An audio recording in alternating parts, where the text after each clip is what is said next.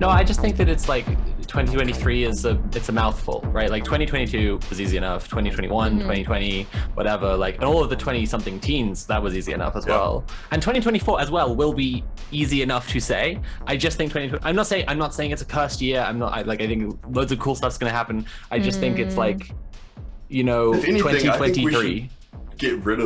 We should get rid of some of these numbers.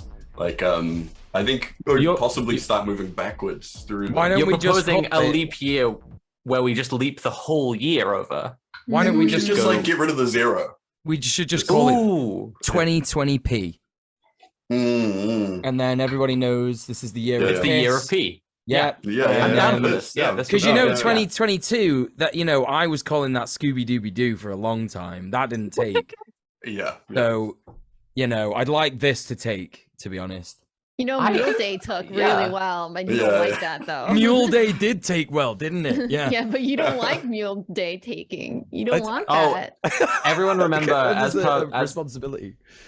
per trans community tradition that February 22nd is officially get really baked and watch The Matrix Day, and so it's coming up.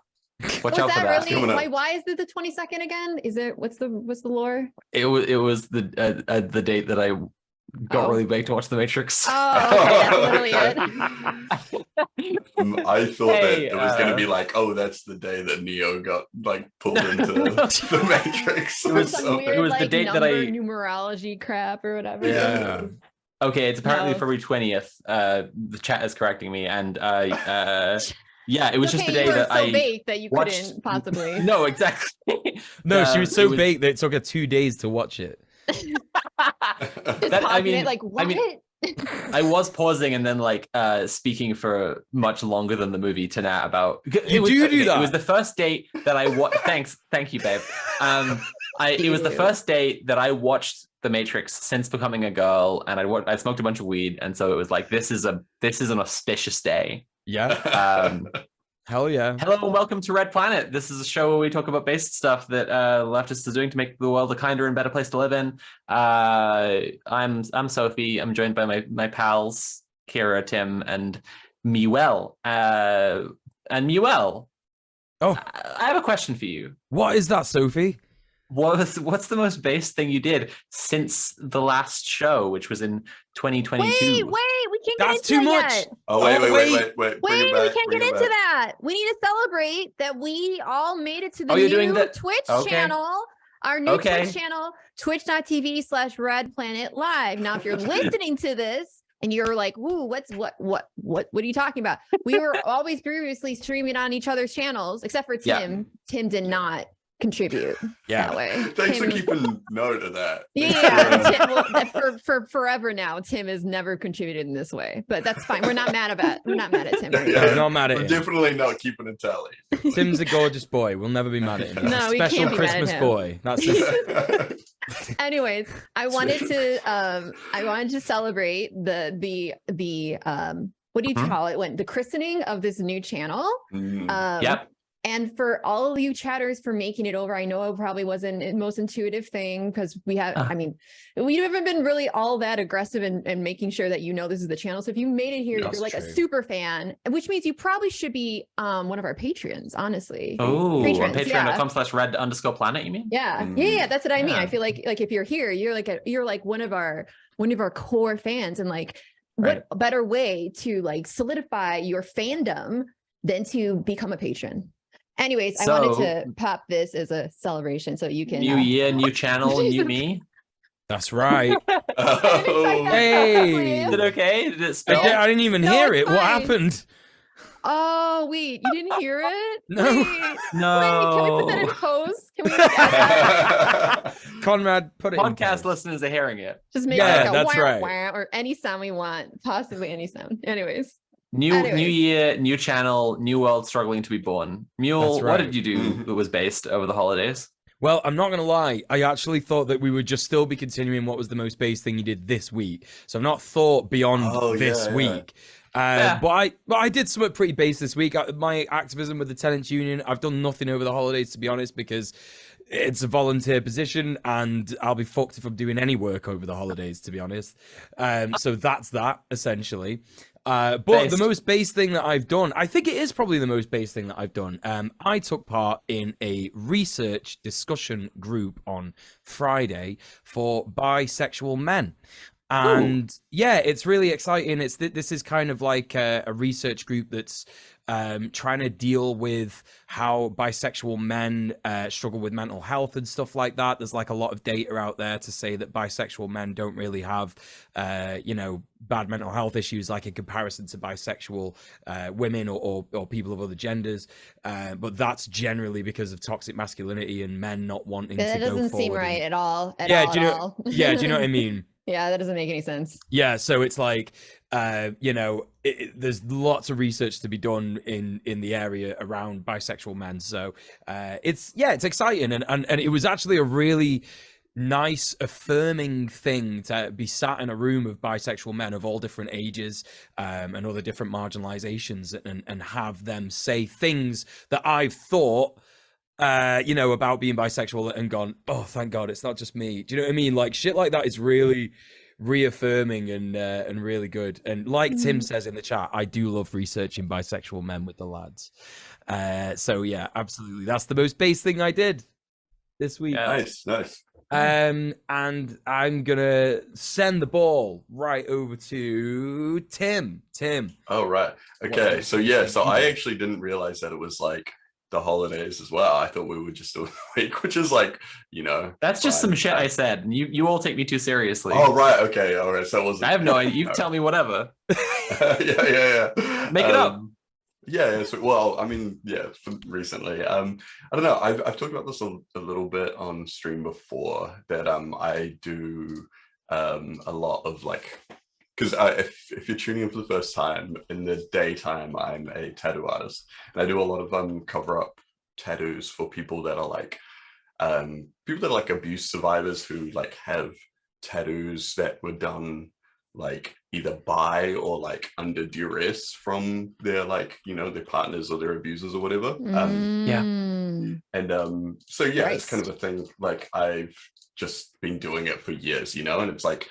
A lot of the time it'll be like, like a client or something will, after getting tattooed for a while, they'll be like, oh, hey, well, I have this, or like they'll say like, oh, my, a friend of mine or family member has this or whatever. And so I'm just kind of like, no questions asked. We'll just like cover it up. We'll just figure it out, whatever. Like, you don't have to like tell me the spiel or like justify or, prove that it was like, like that this is like product of abuse or anything like that. It's like I'll just do it, and so yeah, that's really based. There was one I did recently that was it was clients. So one of my regular clients, like I'd say a friend, her best friend's mother, who had like one that was like just like a really, just like a shitty one of this dude's name, who was like, her partner for a long time. They did like a lot of terrible stuff. And we just covered it up with, because they're Maori as well. So we covered it up with like some traditional Maori stuff that kind of like represented all, it's like her family and kids and stuff like that. And that was like a cool way of, I guess, like, like getting rid of this thing that was like, like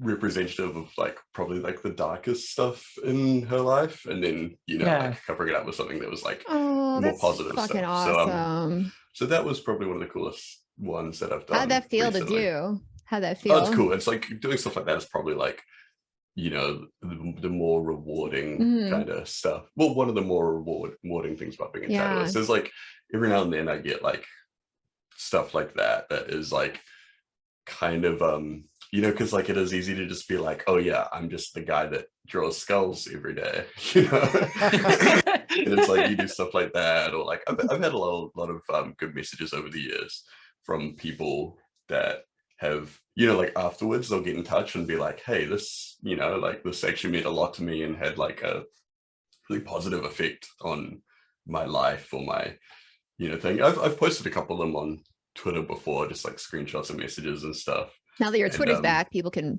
follow. Yeah. Now that and check you out there. Suspended anymore, but it's so hard with my makeup today, and I'm trying really hard not to cry right now. This is incredibly sweet. I won't talk about some of the other stuff that I've done. Then I'll just pass the ball on to Kira. What have you been doing lately that's based? Well, before I get into it, I just want to note that us women on this stream are doing like more full body camera, and the men are doing more face. And that's because here at Red Planet, we want to exploit our feminine form to make sure that we get more viewers. So if you're here because of that, thank you so much for participating. We appreciate it. Oh, yeah. Okay. And then there's nothing stopping you from doing a full body. I know. I was. There is. If I'm this far away from my PC, you're all going to complain that you can't hear me.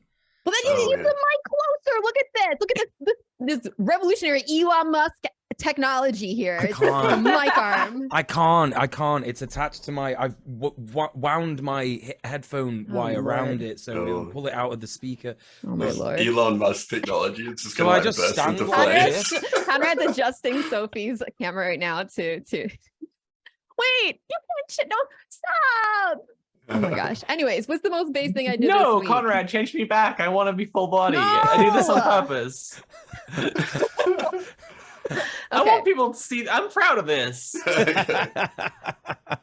Okay. The most base thing I did this week, I guess holidays, whatever. I'm just thinking recently, I've been I'm making an effort towards trying to like connect more with people, and to like, instead of just having people like aggressively try to always DM me, and then maybe eventually I'll get back to them because I'm such a recluse. Like I don't really, I'm really bad with like having friends, and I've been burned so many times in the past. It's like I have a lot of fears associated with it. I'm now starting to reach out more to like other comrades and like invite them to like, let's hang out, or like, let's do like collabs on stream, which is honestly probably the main way I hang out, which is not healthy, but I'm working on it. So I think like the most base thing I'm doing this weekend and moving forward probably is like proactively trying to build community with other comrades. And instead of just like, just being mutuals on Twitter and maybe, saying hi to each other in some random passing way, I want to actually like go out of my way to like, like have friends and like build actual like bonds with people, and, not rely on them all the time. I think that's really, I think that's super based. And yeah. Big up, supporting you. Thanks. It was because I'm planning to do a trip around like the places in the US where I have comrades sometime in the foreseeable future. I was kind of like, I had this little plan where I was like, I'm going to go to where Kira is, and like I have a few other comrades there, and like put together a little like feelers for like, I don't know, like whatever kind of activism, and then be like, Kira, look, I prepared these contacts for you. That's literally that's so sad. It's what I need though. Yeah, I'll still do it. That's okay. Because I'm not proud of like we'll talk about it later in the stream. But it's good that you're doing that. Thank you, and I want to know, Sophie, what's the most base thing you did this week? Oh my goodness, what's the most base thing I did this week? Some friends of mine. I mentioned, I think I mentioned this probably last show, if people remember, all the way back in 2022, or Scooby Dooby Doo, as Mule says. But wait, Mule came up with that? I've heard of that before. That's right. Yeah. Okay. It's gonna take now that 2022 is not even here. But sorry, Sophie, go on. I have some friends who are in a tenancy struggle. It's like a big place. There's like 10 people living there. It's like a warehouse thing, and I've been kind of plugging away at like talking to all the different housemates and trying to get them to get involved. Like, they know they're in a bad situation with the landlord, and the landlord's trying to kick them out, and they know it's illegal, but like there's been some hesitancy or like just lack of knowledge, basically, that they could completely kick the landlord's ass if they tried to. I'm not trying to make my role in this any bigger than it is. Like, they're doing their own shit, like changing the locks or whatever. But yeah, I don't know. I've been encouraging them to do that. The other thing besides that is I just finished my video about Yay. Very excited for that. My brain is free of the brain worms now. I don't have to watch Alex Jones for 4 hours a You day. don't have to. I don't have Will to. you stop though? Now you just do it because, you know. I just do it because my autism is tuned precisely to 504.27 KYLM in the mornings. Like it is the exact frequency where none of his shit like affects me. People ask me like, how do you do that? And I'm on a like, people are like, what's it like having to watch tons of InfoWars for your work? And I'm like, there's too many ad breaks. Like, Yeah. By the way, Sophie and I are planning on watching her new Yay video together on my stream on Tuesday the 17th. So that is not this Tuesday, but next Tuesday. So mark your calendars, chat. We're gonna have a watch party. It's gonna be awesome. It's kind of similar to what we did with the Sophie's conspiracy video, where Sophie like hangs out. I think that's what the plan is. Sophie hangs out, and we get to watch it together. We can pause and have like, and she can, you know, add commentary here and there. So yeah. I'm really excited next for Tuesday, the 17th. Yeah. Nat's just put in chat, Sophie treats Alex Jones like ASMR, and I'm so sorry. I'm so sorry to my beautiful wife. She is so pure, and I don't deserve her. And For she has to put up with in health. That's what they say. I think like once you are like sufficiently inoculated against like his kind of bullshit, like InfoWars is like pretty fucking funny to watch. That's what I mean. The problem is there's too many ad breaks. The rest is Wow. Anyway. Anyway. Let's talk about some news. There's some news happening right now. Kara, do you want to tell me about some news that's currently occurring? Yeah, so this is the currently occurring. The Bolsonaro fans or Bolsonarists are currently trying to do their own January 6th on January 8th. So they're lazy. Come on, guys, get it together. It's very Brazilian fascism to do like this like generic knockoff, like fake Chanel bag version of like I mean, American fascism. Kind of Bolsonaro's whole thing is just being like like a Donald Trump who's been left under the heat lamp a bit too long. Yeah. Did anyone? I know this is completely ridiculous, but did anyone see his disgusting chair? No. Yeah, was that real? I couldn't tell if that was a meme or not. I don't know. It might be a meme. I don't know, but I'm choosing to not believe that it's not true. I bet you I know what's wrong with your thing, Conrad. Oh, never mind. You got it. Never mind. So like, he just has this disgusting chair that is like covered in like gross stuff. It's just full of diseases. Oh. Anyway, let's carry on with the actual news. All this COVID has come from. So this is Bolsonaro's in Florida right now. He's meandering through a grocery store, just meandering aimlessly. There's actually footage of that. But since this is an ongoing thing, maybe chatters have information that I don't at the moment, because this is very very current, like it's literally happening right now. But as of now, there don't seem to be any like demands being made of these people, the Bolsonaros. It seems like they're just like really upset that Bolsonaro is not president, and so it's kind of they're saying. They're like, a lot of people on the ground are saying like, this is our version of the Capitol Day, where it's like, you know, the January 6th, where they just kind of wander in and they just kind of fuck around, walk around wearing the flag as a cape and go like, I did it. I'm gonna go to jail in 6 months. Yeah, if you see, they go down the road and they get lunch in like a hotel lobby and they just hang out. That's nice for them. What a nice little day trip, you know. I was just going to say that if you look at the footage, that is what they're doing. Like, they're not actually like doing anything. They're just kind of wandering around, and they're like, look, we're in here now. And the cops are there like taking photos with them and hanging out. Yeah, the cops are taking photos with them hanging out. And the ones that are like putting up any resistance are like, stop, no. No, please don't. No. Classic. I just want to say really quick that I really hope that Bolsonaro doesn't catch some like super Florida freakishly horrible version of COVID in Florida. Yeah, I really wish him all the best. I've actually been praying gruesomely every day that Bolsonaro doesn't get like Chad meth COVID and it just like ruins his body, like the guy in Chernobyl who gets the radiation poisoning and his skin is like blue and leaking. I've been like praying every day that doesn't happen. Jaya, I'm thinking of you. Didn't they have to suck poop out of his lungs? Please socially distance. Didn't they suck poop out of his lungs? Isn't that a thing? Oh, probably. something like that. Well, Really that's what disgusting. COVID does. It like the disease sort of like tells your lungs to the cells in your lungs to like attack itself because you know it sort of tricks your immune system and Just shit. like the flu, you know, just like the flu. Right. Yeah, that's exactly the same as the flu, as everybody knows. It is just the flu, yeah. Yeah, a normal disease that won't kill you, even though the flu will kill you. Anyway, beyond And the flu that, kills like, people, by the way. And I'll say this for vaccines as well. I did not get my flu shot this year, and then I got the flu, and it fucking sucked. Literally worse than when I had COVID because I had the COVID vaccine.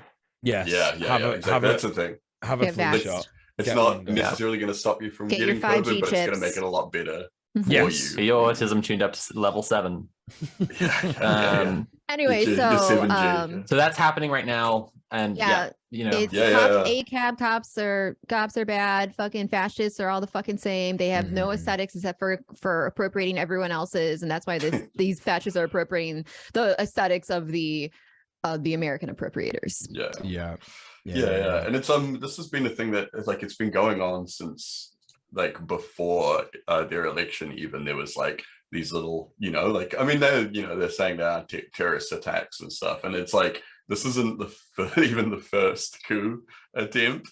Since, that's right. They had one like recently that they right? So there's been like a couple things going on for a little while now. There was like early December they tried to storm the police headquarters, and they were like, you know, they were like in the streets, like burning cars, buses, just, you know, like all the kind of shit that, you know, like if you saw leftists doing it, they would be like Antifa terrorists, put them down immediately, you know. I got some predictions for this. I predict that we're going to find out, just like January 6th, that a think tank somewhere funded a bunch of people to come down there on buses. I also think that there is going to be like an American think tank? Yeah, you know, like the Koch brothers used to like ship Proud Boys out to fucking, you know, protests and shit like that. I reckon that's going to come out, and I reckon there's definitely going to be Americans in this crowd, like 1,000%. Oh yeah, yeah, 1,000%. They're going to have flown Americans out. Alejandro Bureau just put in the chat that there is someone on Twitter has put that there is evidence that suggests that it's been planned.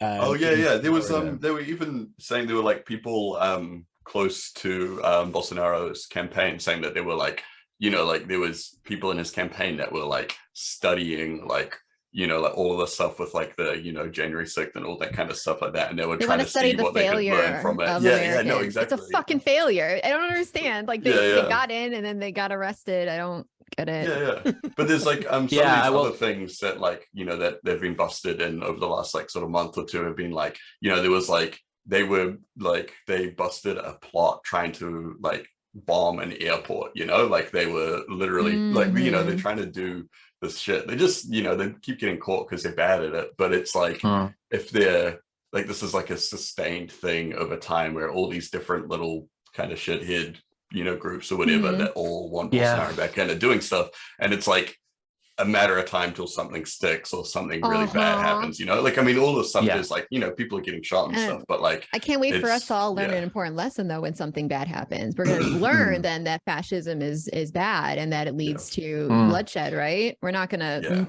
just call it like a random nothing or just ignore it completely. You know, well, I mean, Kira, can we even say these people are fascists? Have you asked every single one of them if they identify as a fascist? Are you sure they're not just Antifa? They could be. Out of context. I think this is an expression of economic anxiety, probably is what this is. Like after January 6th, when they blamed it all on, like, you know, like there was that moment where they were all like, oh no, these were Antifa radicals that were masquerading as patriots and they stormed the Capitol and all this kind of shit. As soon as anything goes really bad, you know, like as soon as like, you know, like in January 6th, it was like the cops getting shot and stuff like that. It's like, as soon as that happens, like, oh, it's Antifa, you know, it's yeah. I do wonder about go on, Neil. Yeah, I it's one of those because it's like Lula is pretty based so far from what we can tell, like some of the most awesome stuff we've heard about. And I think we're going to talk about this in the news in a bit about how he's appointed indigenous leaders to positions of power in the government and councils and stuff like that. So, you know, a really sort of based government is in in at the moment, right? So I guess it's going to be interesting to see how Lula sort of deals with this versus like Joe Biden. Do you know what I mean? Like Joe Biden was obviously like, this is very bad and it's really bad, like all these guys, but then that was it. Didn't really sort of like. Well, crucially, you know, he didn't start calling them terrorists or really hammering home what a scary thing January 6th had been until the midterms. Biden really exploited the January 6th, the memory of it, for the midterms. So there you go. Yeah, because that's the worst sin you could ever like commit, is like against America, the aesthetic, against the like the building. Like, how dare you? This is not civil. But then, I mean, that's the thing, right? It's like symbols of America, you know, and it's like they take that shit really seriously. Like, Yeah, they do. Certainly the fascists do. I feel like when we had Tiara on the show to talk about OPSEC, she called January 6th the stochastic apotheosis, like the most that this kind of stochastic politics can achieve is like a bunch of people get together in one spot, and they don't have any like uniform training, they don't have any kind of uniform plan that they've all been given, they don't know what they're doing, right? And so it's like, no matter how manufactured this turns out to be, which I think is, you know, some degree of it is quite possible, like it'll probably be exactly the same way. Like none of us are expecting, right, that this is going to be a coup, like that this is going to actually like shift power around. And I guess my worry then is like, are they going to respond by realizing that their only and best option is to like plan a militia do worse attack, than this, know? Exactly. Because I mean, we've seen that with like what are they called, Patriot Front or whatever, those fucking dorks, and like the ones that hide in like trucks and then jump out at like are those you're talking about? Is that you're remembering when the guy was arrested driving like a truck of like 30 dudes to Pride, and they all wear like the white shirts with the beige pants so that they look like Trump. They're such dorks. They're such fucking dorks. That's so cringe. Beyond all like the actual like harm, it's like I'm like floored by how unbelievably cringe these motherfuckers are. Like it's like that in and of itself is like painful. It's painful because they're just so taking themselves so seriously, and then other people take them seriously. It's like, they're so cringe. Anyways, anyways. They're dweebs. I was gonna say something else. Big dweebs. But they're dweebs.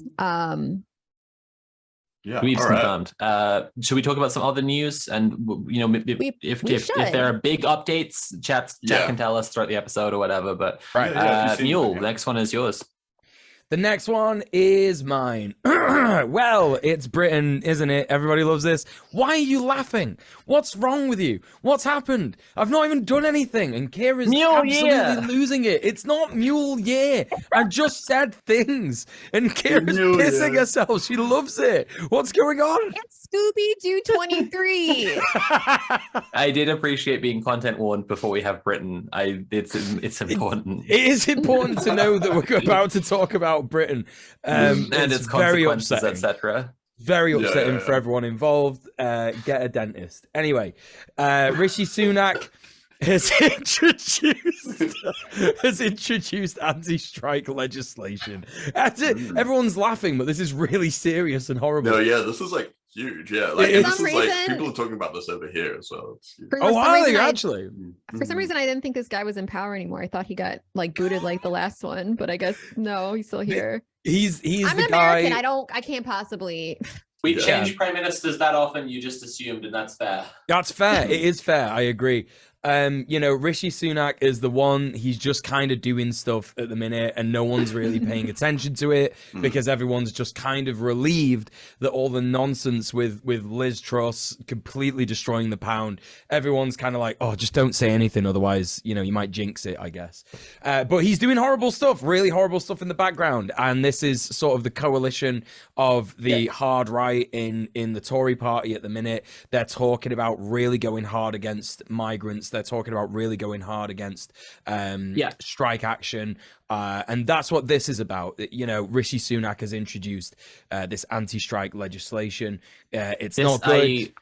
I said something about this when he became PM. I think I might have said it on TikTok, but like he has been marked out as being one of the most like green, not in the sense of ecological, but like naive, new, not experienced, and also one of the most like neoliberally like ideological candidates, right? And the fact that I said this when he became PM, like he will go through a little phase of like trying to just like I'll just push the buttons on the economics machine and it'll fix everything, and then that won't work. So he'll do the other thing that neoliberals always do, which is like horrific authoritarian policies, cracking down on everyone's like basic rights, like the rights to protest and the right to strike. Oh, look at that. He's doing exactly the thing. Yeah. Wow. So what does this mean? Well, the legislation says that unions could be sued if basic services are not provided in key sectors under the proposed anti-strike laws. And that means that if they are not hitting minimum targets of people going to work, then that company can then be allowed to sue the union. Unions operate based on strike funds most of the time. You know, donations from people outside of the union or within the union, and union dues. So if a company sues a union, the union has to pay them money in damages, you know, whatever damages will be, you know, determined by the court, whatever court, you know, what they go through. And of course, that will have to come out of the strike fund. So, you know, there isn't really anything other than that to this, that it's going to basically demand that unions pay this money. Otherwise, union bosses could get put in jail, I guess. And shit like that. It says here the government would only consult on minimum safety levels if voluntary positions are not agreed, but the government is yet to spell out what those minimum levels might be or who defines them. And again, this is going to be similar to the police crimes and sentencing bill, where it's like, well, you know, you will get put in jail if you have something on your person that will be used to lock yourself onto something. Well, what is that? Oh, I don't know. Exactly. We can't define that. Could be a belt, you know? Could be a belt. Could be a fucking jacket that everybody wears. So, you know, it's kind of one of those. And of course, unions have fought back against this. Mick Lynch on the screen right now. He is absolutely not down for this. Most people who are in unions who understand what this means are really fighting back against this. It's gonna be really horrible, I think, in terms of what is gonna happen now, because this is where we were before unions existed, right? Doing union action is illegal, and if you do anything against your boss, you could get put in prison, right? Or even worse. So, you know, they're trying to take us back to the time when just workhouses were a thing. That's what they're doing. That is what every Tory would fundamentally love, right? Just we're all fucking Bob Cratchit. Yeah, 1,000%. They would love that. They would love to return to the time where Jacob Rees-Mogg can twist shit. Yeah, what happened was Jacob Rees-Mogg got up this Christmas and was like, "Are there no prisons, no workhouses?" And someone was like, "There aren't workhouses." And he was like, "Why not?" Yeah, literally. Yeah, and I think that this is the thing. We all know this here at Red Planet, I think. But if you're a new listener, if you're coming in because we've got a new base channel and we've got a new podcast and all this, workers targeted by this legislation don't want to be on strike. Do you know what I mean? Like, people do not want to be on strike. They want to work. They want to earn money. They want to do things. I can't understand it personally, but whatever. Some people are like that. But like a lot of they're not getting paid. Like people that are striking aren't getting paid and stuff as well. It's like that's how serious it is, right? You know, it's like people don't just. It's I don't know. It's like they act like it's like these people striking are like skiving off work, taking some days off. You know, like. Kind of like letting us all down, you know, like slowing down the economy and all this kind of shit like that. It's like no, but I'll say like that's how serious it is.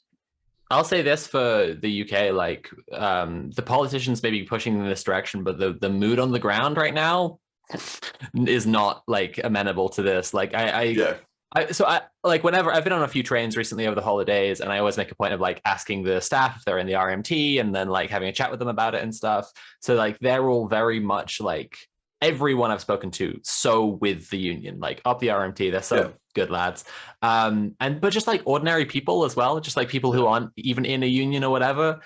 A few months ago, I remember people being way more hesitant about the ideas of like a general strike even. And I think that this kind of like desperation in policy speaks to the Tories being very scared of what is obviously building to, which is a massive general strike. Like enough is calling for it. all the unions are fucking getting together on it. There's the postal strikes over Christmas were enormous. Yeah, I feel like it's even when I was putting this one in the notes here, I was looking through for different stories, and all the opinion pieces that I found about it were all in favor of the unions, which is like wild. That is wild. Actually, that is wild. You know, like for British opinion columnists, it's which is like I think that says something, you know, about the about should we Scribbler Rose in chat is just saying Sunak honestly feels like he has zero political instinct at all. This and Scotland are two fights he did not need to pick, and that's exactly right. Like again, he's incredibly naive. Like he has no game, honestly. Yeah. Like he's people could tell this right from the beginning. He's got like a good CV. He went to like the right school and worked for the right bank or whatever the fuck. Like he's so preppy and he's not got the experience of it at all. Yeah. So that's that. Shall we move on to the next news title? And that is read by Sophie. Thank you. So this is about Brazil. So I really hope this doesn't become invalidated imminently. But anyway, Lula's administration has started a new ministry for indigenous peoples and has appointed an indigenous woman as the leader. Sonia Guajajara has been appointed, and she's going to head up this new Ministry of Indigenous Peoples. They have a mandate to oversee policies ranging from land demarcation to healthcare. So for those who don't know, Brazil is the country that contains the most of the Amazon rainforest, and it might be the country with the most rainforest in it on Earth, I think. And I think so, along with containing the forest, it contains a huge amount of indigenous land. Actually, 13% of Brazil is indigenous land, which is like, Brazil's fucking huge. So that is a lot of country. Like that's the same size as Colombia. And Bolsonaro's government, if people didn't know, was incredibly anti-indigenous. People pointed to them being kind of anti-ecological, as if it was like that they just wanted to destroy the planet. It's not that. It's a two-pronged kind of like just hatred for indigenous people and wanting to like push them out of their ancestral land and just their ability to live.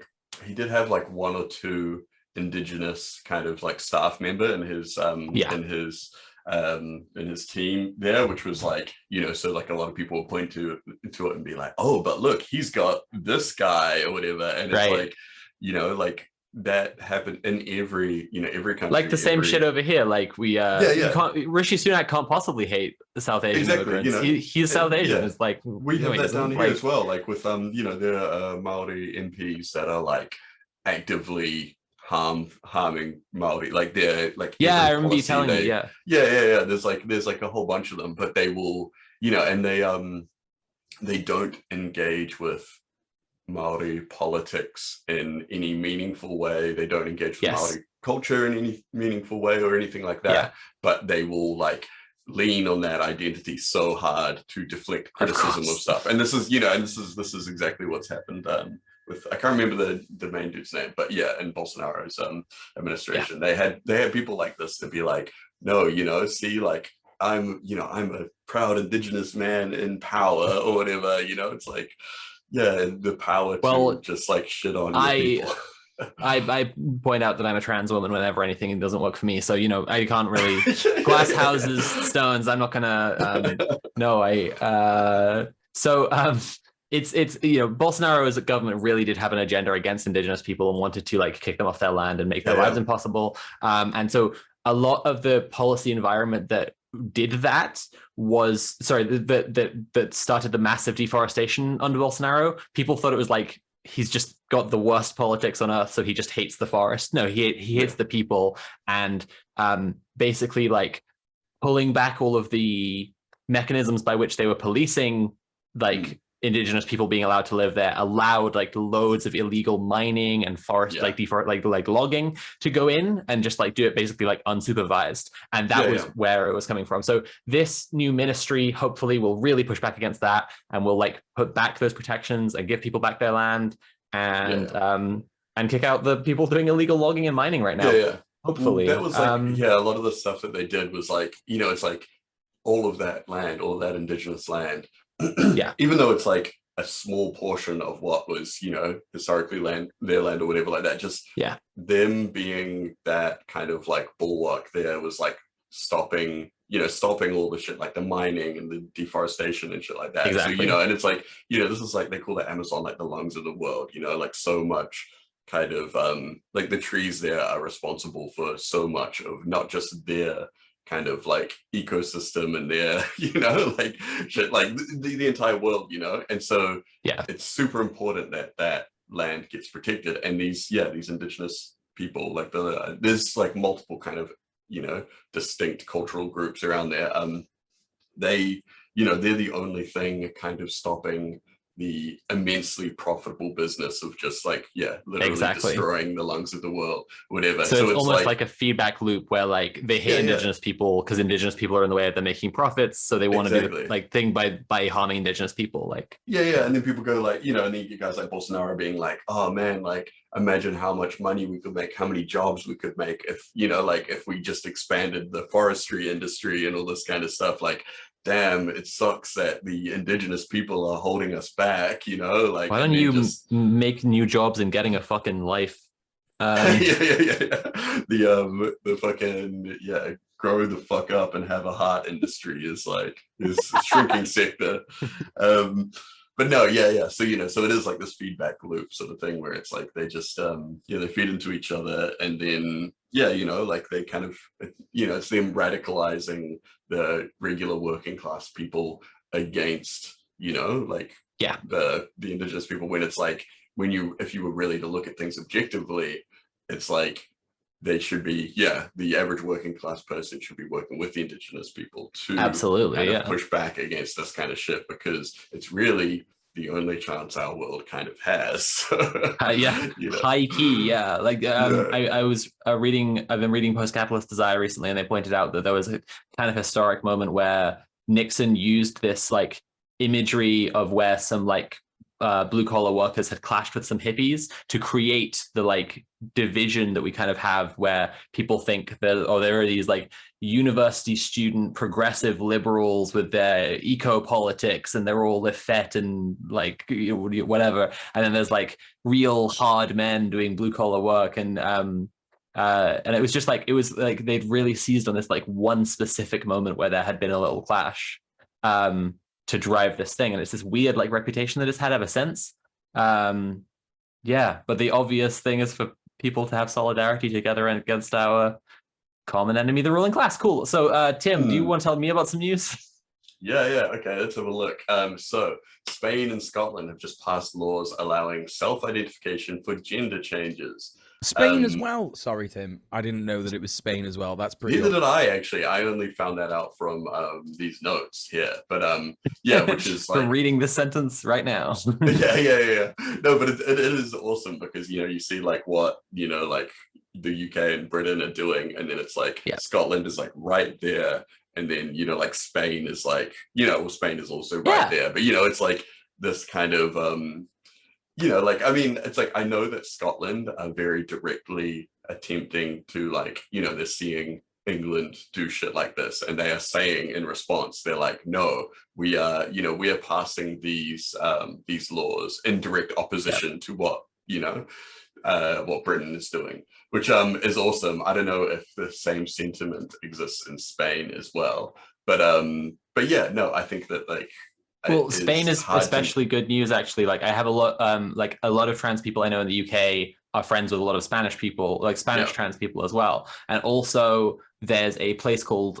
Facial Team, which is where a lot of people from the UK go to get facial feminization surgery. And so like a general improvement of the like conditions for trans people in Spain is like especially good. I'd say, like from the perspective of other people in Europe.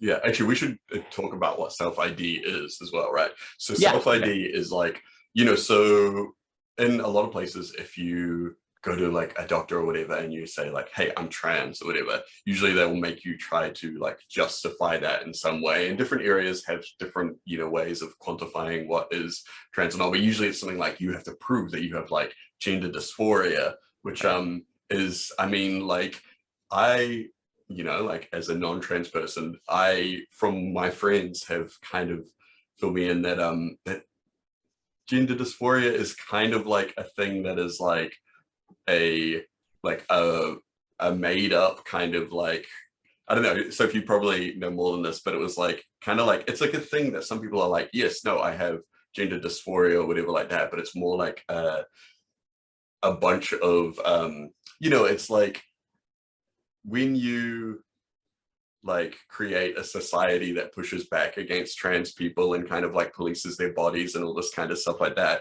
you can expect people to experience a certain amount of like mental distress and all this kind of things like that. And it's kind of like, it's like gender dysphoria or whatever like that is kind of like it's like a bunch of all of these things coming together, and it's like not really like I don't know, like I mean it is unique being homosexual used to be classified as a mental illness, and now it's exactly, like it's not necessarily just the extremes of that, like people getting locked up into an asylum for being who they are, but it's like the middle stages where like you're allowed to be it, but we all agree it's a mental illness, and it's like, well, it's not a mental illness, it's just being myself, like, and you can imagine like back then, like queer people were probably like, I mean, and I guess they still are in a lot of places, like beating themselves up and being like, damn, like why am I queer, this is so fucked up, like sort of thing, like, and it's like I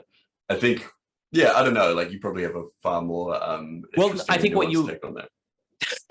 No, I think you communicated it pretty well. I think the thing that you were wrestling with is like, on the one hand, we have like gender dysphoria is a made up bullshit illness to make cis people feel more comfortable. And on the other hand, we have that like people feel bad, right? Like people, exactly. There is a reality. I got misgendered today and I feel dysphoric, or like I'm a woman, but like literally right now, actually, like I have a little bit of a shadow right now, and I've been having like laser to remove my facial hair. The reason that I have a shadow right now is because I just had laser and I have a lot of like little burned hairs right now that are waiting to like work their way out of my skin. It's a bit gross, but like so I got a bit of a shadow and I feel a bit dysphoric, whatever. It's like my friend gave I think the best take on that side of it, like the part that's a real thing. It's just like, it's gender trauma, like if you're a girl, but like people told you for 20 years that you're a guy, you have some trauma, and and exactly. That trauma is like reactivated when people like try and treat you like a guy. It's just it's just gender trauma, which like people have also, like cis people have also, like to some degree, but like it's a whole other discourse. The same friend pointed out, like, our community is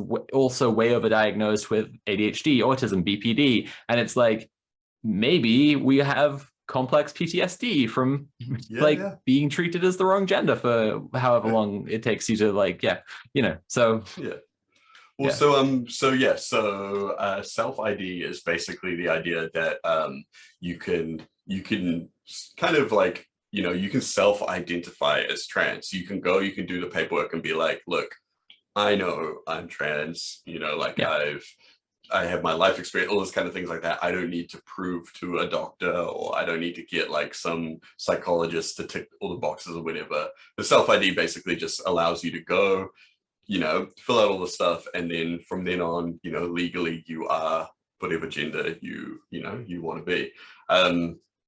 And so, there's like a bit of like the kind of reactionary pushback from this being like, what, like that makes the border of the gender territories all flip-floppy and people can just do whatever. And it's like, yes.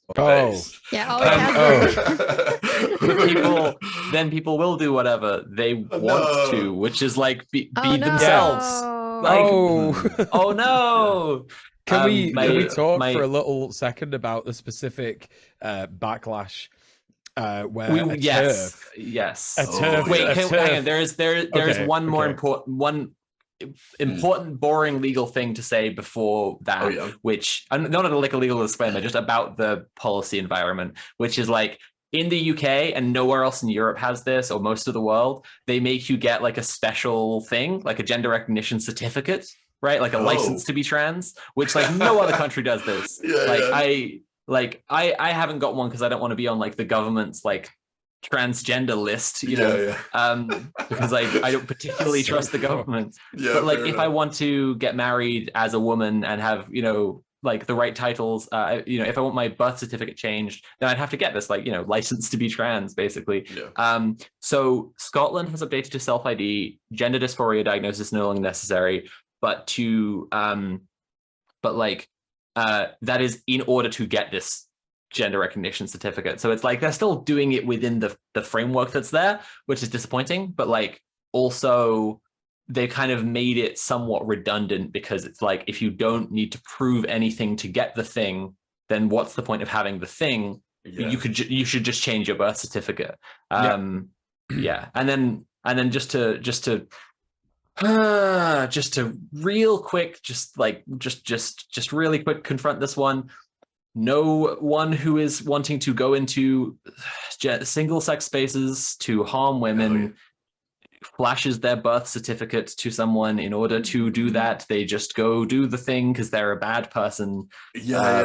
So that's not a real argument against why this is. The only argument against it is hating trans people. That's the whole thing. They say like, oh well, blah blah blah, chromosomes or whatever. Like, who the fuck is checking chromosomes at the bathroom or whatever? Tim, bathroom bouncer. Tim, let me just ask you real quick, Tim. What's your chromosomes, bro? See, I don't even fucking know. Who the fuck knows? If someone said to me, "What chromosomes have you got?" I would be like, "Shut up! Like, what are you on about?" Like, I assume the regular ones, but I don't know. Yeah, who fucking cares? For all I know, it could be like XZ79. Like, what? I don't give a shit. Like. That's always pointing out to me, like, when she goes to the women's bathroom as a cis woman, like, she's doing that by self-ID. Like, if we're talking about, like, she doesn't have a doctor's thing or a piece of paperwork or anything that says, I'm a woman. Like, she and I go to the women's bathroom the same way. Yeah, you just, like, look walking at the in sign and you peeing. go, like, okay, that one looks more like what I'm wearing right now.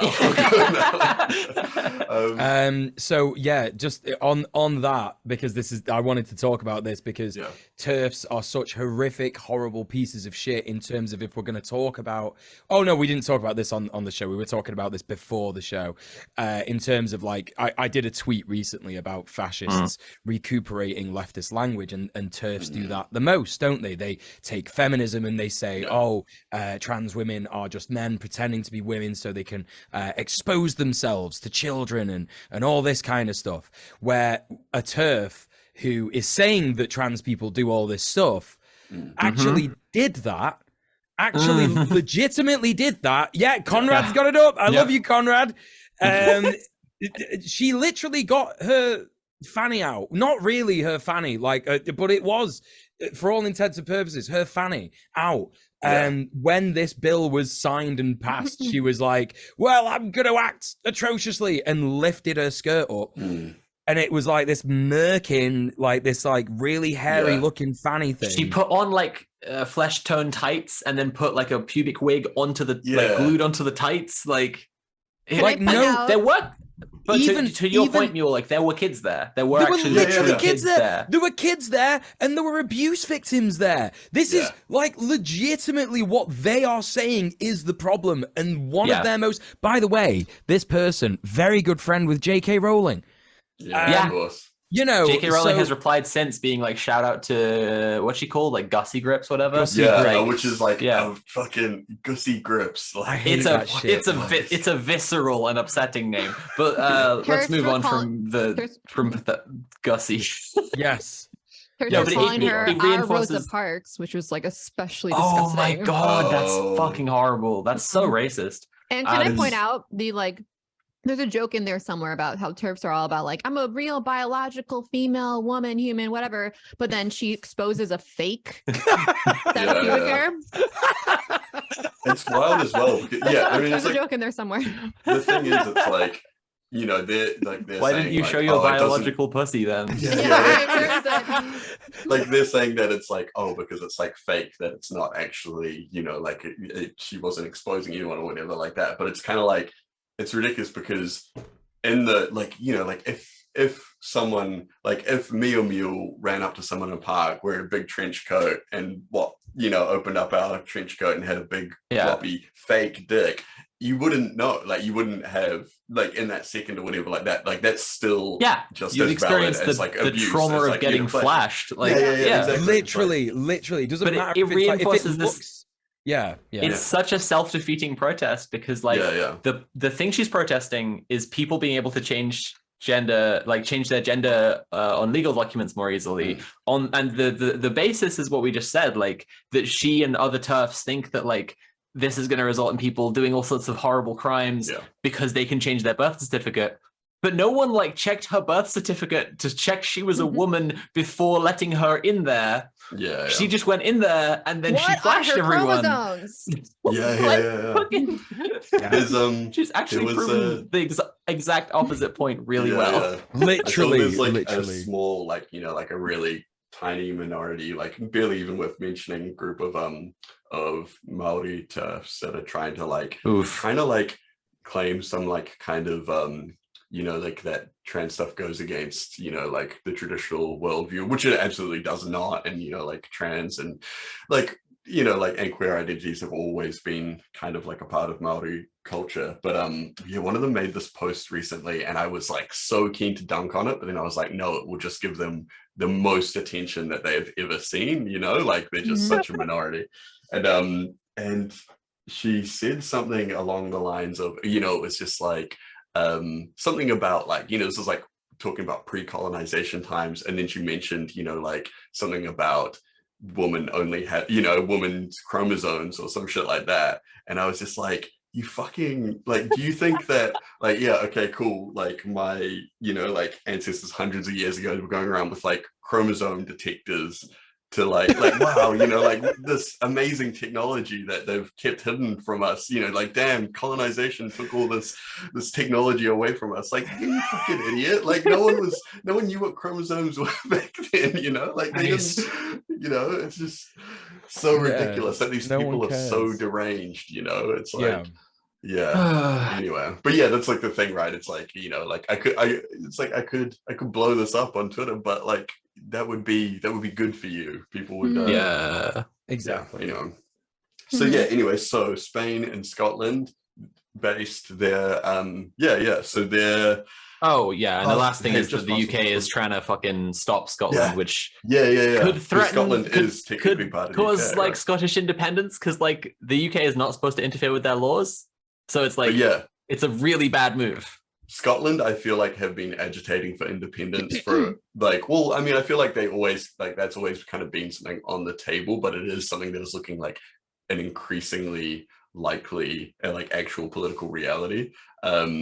Because you know, like even though they're part of the UK, they are their own kind of nation, you know, like, and like Soph was saying, the UK aren't supposed to interfere with certain things, like them passing laws and stuff like that. So it could kick off. Like there was a time maybe like a year or so back when it seemed like it was about to kick off then, but it would be super based if it was over, you know, trans rights. And just another example of like transphobia destroying like another person or another like a oppressive entity. Like them, they're like, they keep falling apart. Like Elon Musk is destroying himself with this like his dedication to transphobia. Like he's already lost $200 billion, the most that anyone's ever lost in the history of ever. And like, I know, it's wild, more than any of us will ever see. I think we can credit a lot of that to transphobia. Yeah, it's legitimately mind-blowing, isn't it? We, like you said, we will never, the majority of us will never see that amount of money that he has simply lost for getting mad that his ex started going out with a trans woman, like, and that his daughter is trans as well. And she God, I know. Like, I couldn't even begin to imagine what that poor kid is going through. Like, my dad is not only the most embarrassing, cringe piece of shit on the internet, but he's also using that platform to be a transphobe. Like, Jesus Christ, imagine. It's gotta be like going on the internet. It's gotta be so painful if you're like that connected to such a high profile dipshit. Yeah, you can't even just like hang out. You just have to be like constantly in contact with like an abusive father. Yeah. That sucks. Yeah. Bordrella is asking how many children Elon Musk has, but it's like, I just had to Google it. It's like, there's so many names. I don't think he even knows how many, honestly. I'm sure there's more. He does that thing. Didn't we speak about this on the show like last year? He like thinks that he is a genius, so he gets as many people pregnant as possible. And, no, that's like a legitimate, like, it's like he a thinks thing with like a Silicon Valley tech bros and stuff. Yeah, like they think that it's like they have you know, like I'm racing back from the bathroom to get in on this fucking eugenics discourse shit. Fuck. No, but like they I legitimately got think they have Bluetooth the headphones good on. I could hear it while I was peeing. Yeah, no, he's literally like he's like Charles Lindbergh. Like he's flying around the world trying to have as many kids as possible. Like it's a eugenics thing. It's early fuck. It is. Yeah. It is. He literally tweets out that the white race is declining and that we need to like make more white people. Like He's classic South African behavior, right? Yeah, it is. It actually is. It's actually wild how you know, it's always like these people that are like the most. We're no longer talking about it. Eugenics. Super rich Get it people back. from like I'm back. you know, countries where they like, you know, where they have their people have like profited from, you know, like whatever, like, you know, like in South Africa and stuff, like these white people profit from like, you know, slavery, all that kind of stuff. And then, you know, and then they're like, we are the ones that are under attack. Like we are, we're in danger. The audacity of white South Africans who claim that like white people were there first. It's there's a whole like racist conspiracy theory set to South Africa. You can't. No, okay. I don't we understand. don't have the hours it takes. Let's. I want to also say that there are actually like a lot of amazing white South Africans that have done like really amazing like anti-racist, anti-fascist work. And there's a lot like in New Zealand we have like a whole bunch of we have like a huge South African community because our government lets them move here pretty easily because of like just, you know, a bunch of old bullshit in the past, like New Zealand fought with them in the South Africa wars, which is like fucked up in itself. But there was also like they were able to get stolen land packages really easily back in the day or whatever. And so, you know, it comes from a shitty history or whatever, but there are actually like some really amazing South African people that do like really amazing work in that space in New Zealand. But also there are so many bad ones. There was one guy I tattooed not too long ago who was saying that him and his family moved to New Zealand when we were young. There was like the white flight in the early 90s sort of thing, you know, like I wonder why all these white South Africans are leaving South Africa. Wow, I don't know. I guess we'll never know. Anyway, in the 90s, so weird. Yeah. Around 93, 94-ish. So he moved over to New Zealand with his family because he said his family said that South Africa was getting too dangerous for them. The incident that sparked it was that his family had this gigantic farm. This is like actually really dark. One time at night, someone broke into one of their barns where they stored a lot of the food that they were harvesting and stuff, and their granddad shot this man who had broken into the farm and then found out that it was one of the workers from the farm and that his family had been starving and that he had broken in to steal food from his boss and his granddad had killed him. And so from their perspective, they were like, this is too dangerous. People are breaking into our farm. It's like, you know who it's even more Who's the danger here? It's literally fucking you. Yeah. What the fuck? I was just like, what the fuck? Like this guy was telling you this while you were tattooing him. Yeah. And I was kind of like, well, you know, I was like, well, okay, put yourself in the position of someone who has to, you know, steal to feed their family, and that the risk that this guy took, knowing, you know, like obviously knowing working there that you guys had weapons and all this kind of shit like that, and it's just like, it doesn't really matter to me. The only thing that matters to me is like the safety of my family and all this. How do you not just like have your wrist slip at that point? Like, right. The urge to just do a cock and balls really quickly. Like, do a swastika, just a massive swastika, so everybody knows who he is. Do you know what I mean? Like fucking hell. Oh my god. He was like a younger guy, but like, you know, it's obviously that like his family have kind of like raised him to believe certain things or whatever. It's like, I make a habit of not like kind of shying away from those discussions and just being like, oh hey man, well actually, you know, like maybe you should think about this and stuff.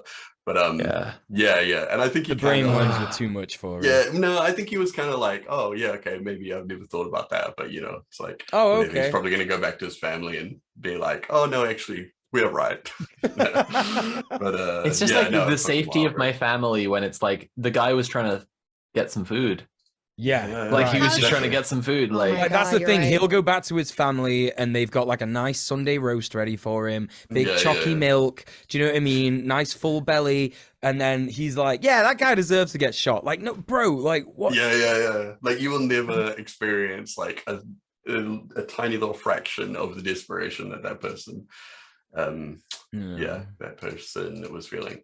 But anyway, that's a little bit far away from self ID, so how about we move on to our next little news story here. Kira, we got one for you. Yeah, this one's kind of a complicated one, but it has to do with immigration policy. So there was something called Title 42 that happened, that the Trump administration created, that was basically saying, and someone correct me if I'm wrong, because this, I get kind of confused with all the immigration system is supposed to be complicated. That's part of racism. So like, forgive me if I can't quite understand all the ins and outs of it, but Title 41 that the Trump administration created is meant to bar people from certain countries in the global in the imperial periphery from entering the United States because of COVID. There's like it's based on COVID, right? Which is absurd given that Trump created it. Yeah. Right. But and there are exceptions for people that enter correctly. They have to like get a sponsor that can prove that, and then the sponsor gets a background check, and then the refugee gets a background check, and that the sponsor has to prove that they can like financially like support the refugee, and or there's a whole process. It's essentially impossible, right? It's essentially not. It's not going to happen, especially if you're seeking asylum, which is an internationally recognized human fucking right. For the record, the UN recognizes it. So the Supreme Court recently, I think in the end of December, upheld Title 42, and now the Biden administration is using Title 42 to bar the asylum of people from those same countries. So those countries are Haiti, Cuba, Nicaragua, Venezuela, I believe. Yeah. And maybe others that I'm not seeing. Which is again absurd, because what has the Biden administration done for COVID? They clearly are this thing. Well, if it's based on fucking COVID, then like barring Cubans from America is like, it's like like what do you bullshit. want? It's full bullshit. I mean, this is not part of the story, but I just want to mention that this is also off the heels of the CDC recently saying that people from the People's Republic of China, and only there, are now required to have to prove that they are COVID negative before entering the US, which, by the way, I don't have a problem with people taking having to get tested before entering a country. I think that's smart, but they're doing it only for the People's Republic of China, because they believe that because China is China, that there's likely a very super horrible variant of COVID that's probably maybe going to happen there. Of course. So it's just straight up fucking racism against certain people, certain people. The whole thing with China is wild, right? Like they're like, China had really strict COVID protocols, and then the rest of the world was like, this is authoritarian, you got to drop them, and as soon as they do, everyone's like, wow, COVID's going to get really bad there. It's like, wow, okay.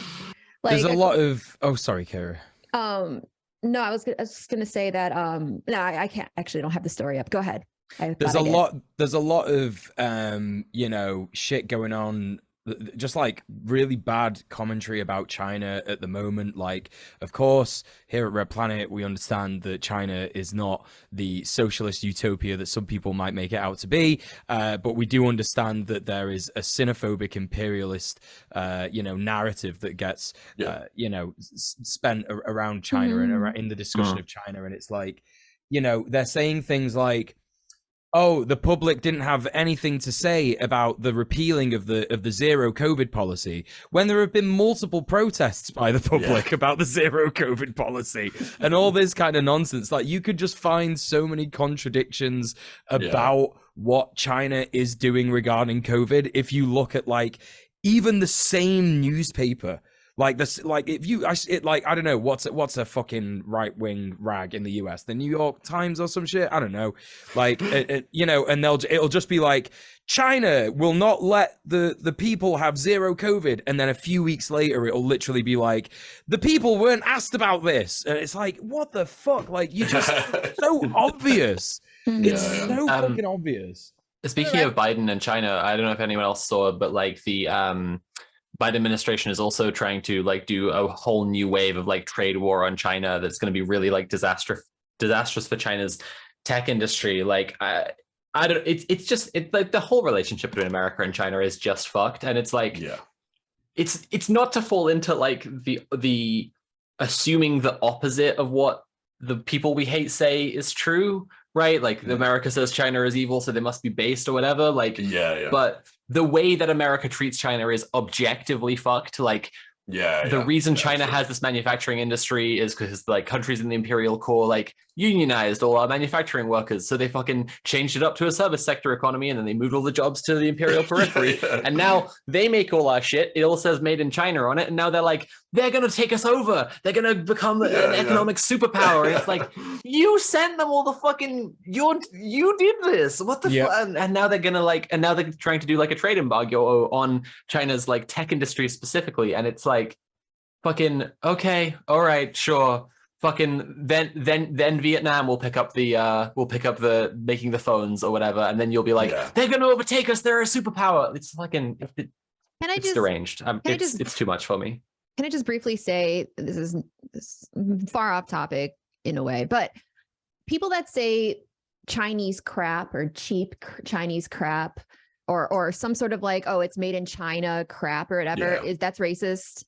Like there's cheap shit from China, but there's like most of our expensive shit comes from China too. Like continually, and there's a lot of shitty, crappy fucking shit that's made in America. For the record, most of all of our stuff is made in the imperial periphery. Like your the fact that some of it's cheap is like. But I'm wearing these little earrings I got today. Like I got them in Big Tesco. They were very cheap. They were made in Vietnam. Like they're perfectly nice, but it just reminded me that like all our shit is made over in Asia. There's a fire in the Brazilian Congress. Can you link that, Porcelain? Oh my god! Yeah, let's have a link to that. This is a wild first stream on the new channel. It is. No, seriously. We've got breaking news and even more breaking news. This has never happened. I have the live updates from The Guardian open in the other tab, and there was a bit that was like, world leaders condemn what's going on, and then I had to scroll through the world leaders, and it was like the Chilean president, the Colombian president, the Spanish prime minister, Mexico's foreign prime minister, Argentina, Ecuador, and I was like, oh, okay, so the whole of Latin America, the literal weirdly like Biden or like Sunak or anyone, like just like they're sleepy right now. I don't know. They're having a sleepy day. I guess it's taking them a little while to condemn it. Rishi Sunak, he's had his Sunday lunch. It's nap time. It's he's full of a big tasty roast. Yeah. He's just feeling sleepy. By the way, just going back to Title 42, prior to the Biden administration, Title 42 has been used, since March 2020. So when was Biden elected? I don't know. Title 42 Biden came in January 20th, 2020. Okay. So since March 2020, Title 42 has been used to justify nearly 2.5 million expulsions. Despite I'm so sorry, 2021. I'm so sorry. That was completely wrong. It was the wrong year. Okay. So despite U.S. legal obligations under international and domestic law to provide all asylum seekers the right to seek safety. Can you imagine the fucking gall? Someone's running to you like screaming, please, my life. They're like, I'm sorry, I'm going to have to need you to get a sponsor and you're going to have to fill out this paperwork, and or else you're not coming to me panicked. Right. You need to do this correctly or else I'm going to, punish you. Yeah, it's so fucked up. Yeah, it's so fucked up. It's fucking wild. I was in Mexico actually at the same time as the whole migrant caravan thing was happening, and there was like there was a lot of up on the border there was like you get like all these Americans that move there to take advantage of the economy, right? Like, you know, you get like a lot of Americans that will retire in places like Tijuana or whatever, because they're still close to America. They can go back all the time and stuff. But they, yeah, and they do, like, they can, you can just cross the border super easily, right? Yeah, I saw we got that. some I footage just on saw the fire that. coming up. Yeah. Oh, Christ. Yeah.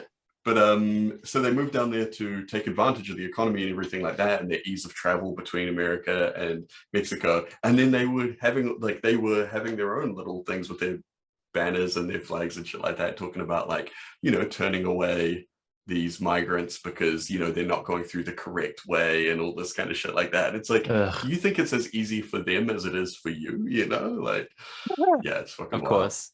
It was a really hectic time to be over there. Mm-hmm. All right, so yeah, this fire footage is interesting, right?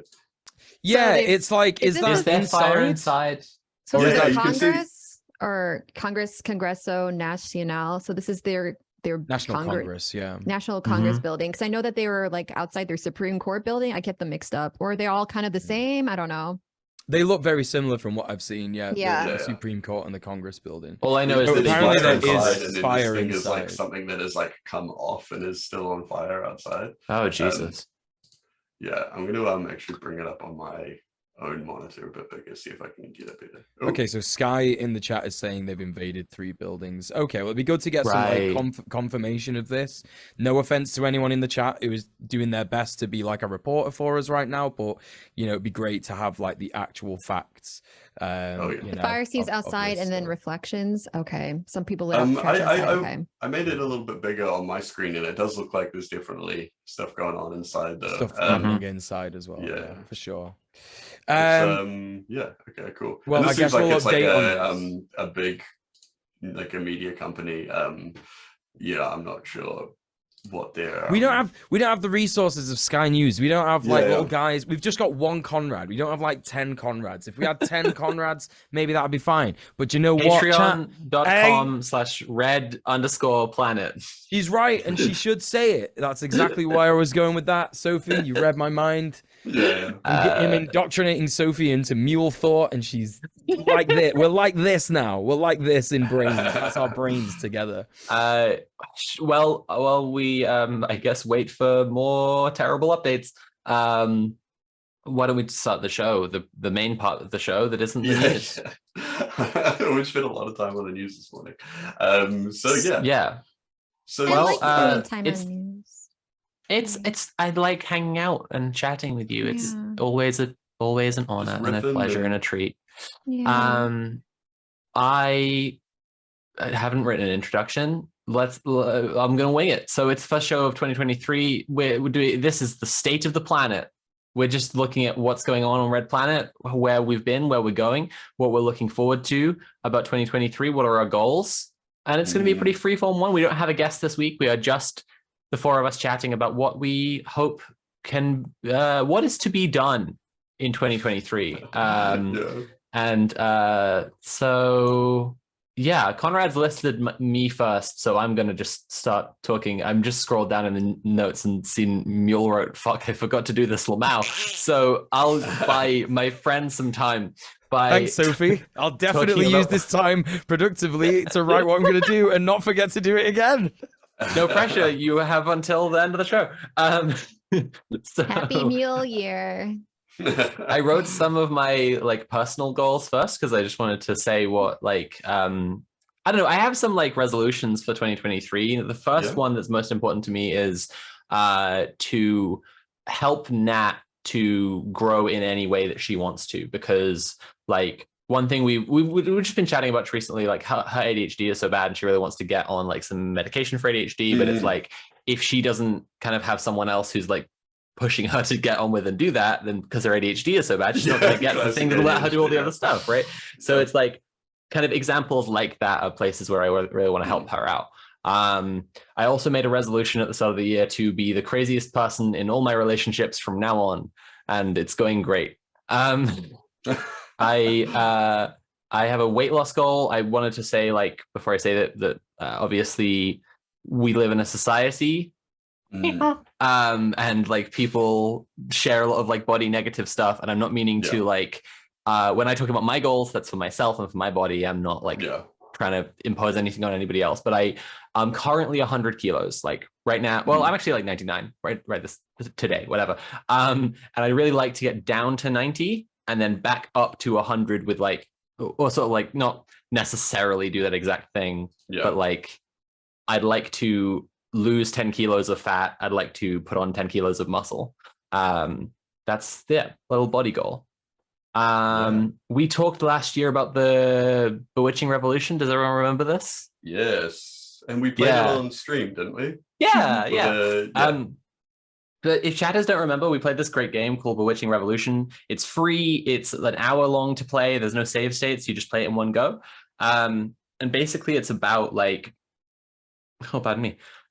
It's about you play as like the witch of the city, and she goes around and helps people by helping them to like understand their problems and how to help themselves and like help each other. Crucially, like she's teaching people to organize. Basically, like she does little tarot readings, and the tarot readings will be like, join a union, dickhead, and then they do that, and then it's great. And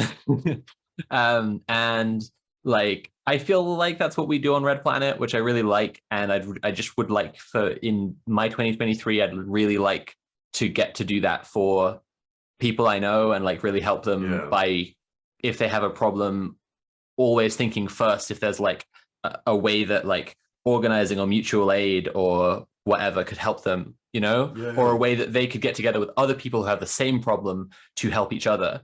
And so, yeah, I would like to be the witch of the city in 2023. I'm gonna be gayer this year. I'm gonna kiss lots of girls and so on and so on. And I'd like to travel more, which actually ties into one of my goals for the show, because I really want us to go and do some like documentary stuff. I already mentioned earlier in the show, like I'd really like to go around America and see all my comrades in America some point, but I don't know if that's this year, but like at some point. And it would be really cool to do some kind of documentary stuff while we're there. When Mule and I did the show with Jay and Issa, who wrote We Are Nature Defending Itself, which is a history of the ZAD, like land that they claimed in France that was going to be turned into an airport runway, and they like just squatted it and defended it for years and years and years, and now it's theirs. Well, they invited us over there, so like I would really love like later on this year for Mule and I to go over there and film and have a look around and just show people how cool it could be to just like live in nature and just live like, you know, on that like reclaim land and like turn back the enclosures and like win back the commons by like doing that kind of direct action. And yeah, that's the kind of stuff that I want to do. I would just like would really like kick things up to another level for Red Planet if we could do that. I talk about that being like late in the year because I just assume that that our Patreon probably won't get like, but it could if you go to patreon.com/redplanet, red_planet. Yeah, that would be really cool. Yeah, those are my kind of resolutions. So I would. There's one other thing which I wrote as I want to realize and enact my role as a democratic participant in anarchism, by which I mean I am kind of in touch with various different anarchist groups.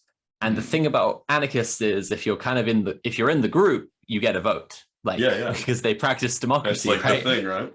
Yeah, that's kind of the point. So it would be really cool to like, you know, make sure that while I don't necessarily want to lead anybody or like, you know, take on like big responsibilities, like I'm very impressed with Mule involvement with the Greater Manchester Tenants Union, but like I don't think I want to do kind of a role like that in any kind of org. But like I definitely want to make sure that this year I like, if I feel like something's not the way that it could be to be the best, I want to like at least make sure I tried to say it, you know, like if a group is like doing something and I'm like, that's not the right way to do this, I want to say it. And if they if they can explain to me that I'm wrong, like I'll piss off, like, but like, at least I want to say, that's want to be one of mine too. Then you bringing it up, I need to be more like assertive and not get,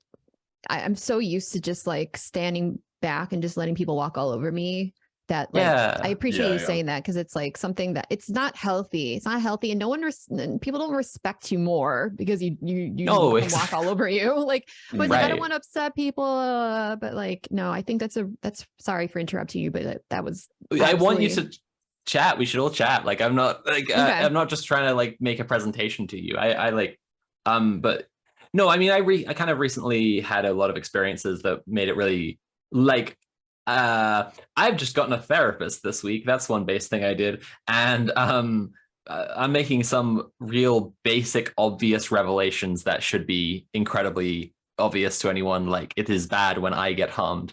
And I think that, you know, definitely like my desire to go and like get involved is kind of related to that. I'm like, I want to like stick up for what I think is the right thing to do, you know? Like, yeah, like yeah, I think I mentioned already that I really want to chat with some of like the anti-fascists in London after I went to this demo, and like no one else but except trans people showed up to like oppose like a transphobic fascist. Yeah, shitty that some of the other groups that normally would show up to something like that weren't there. They'd never present. Well, specifically like the fascist who is speaking, she's like what she works with like the EDL and like other like white nationalist fascist groups, and it's like, why isn't anyone else here? What the fuck is this?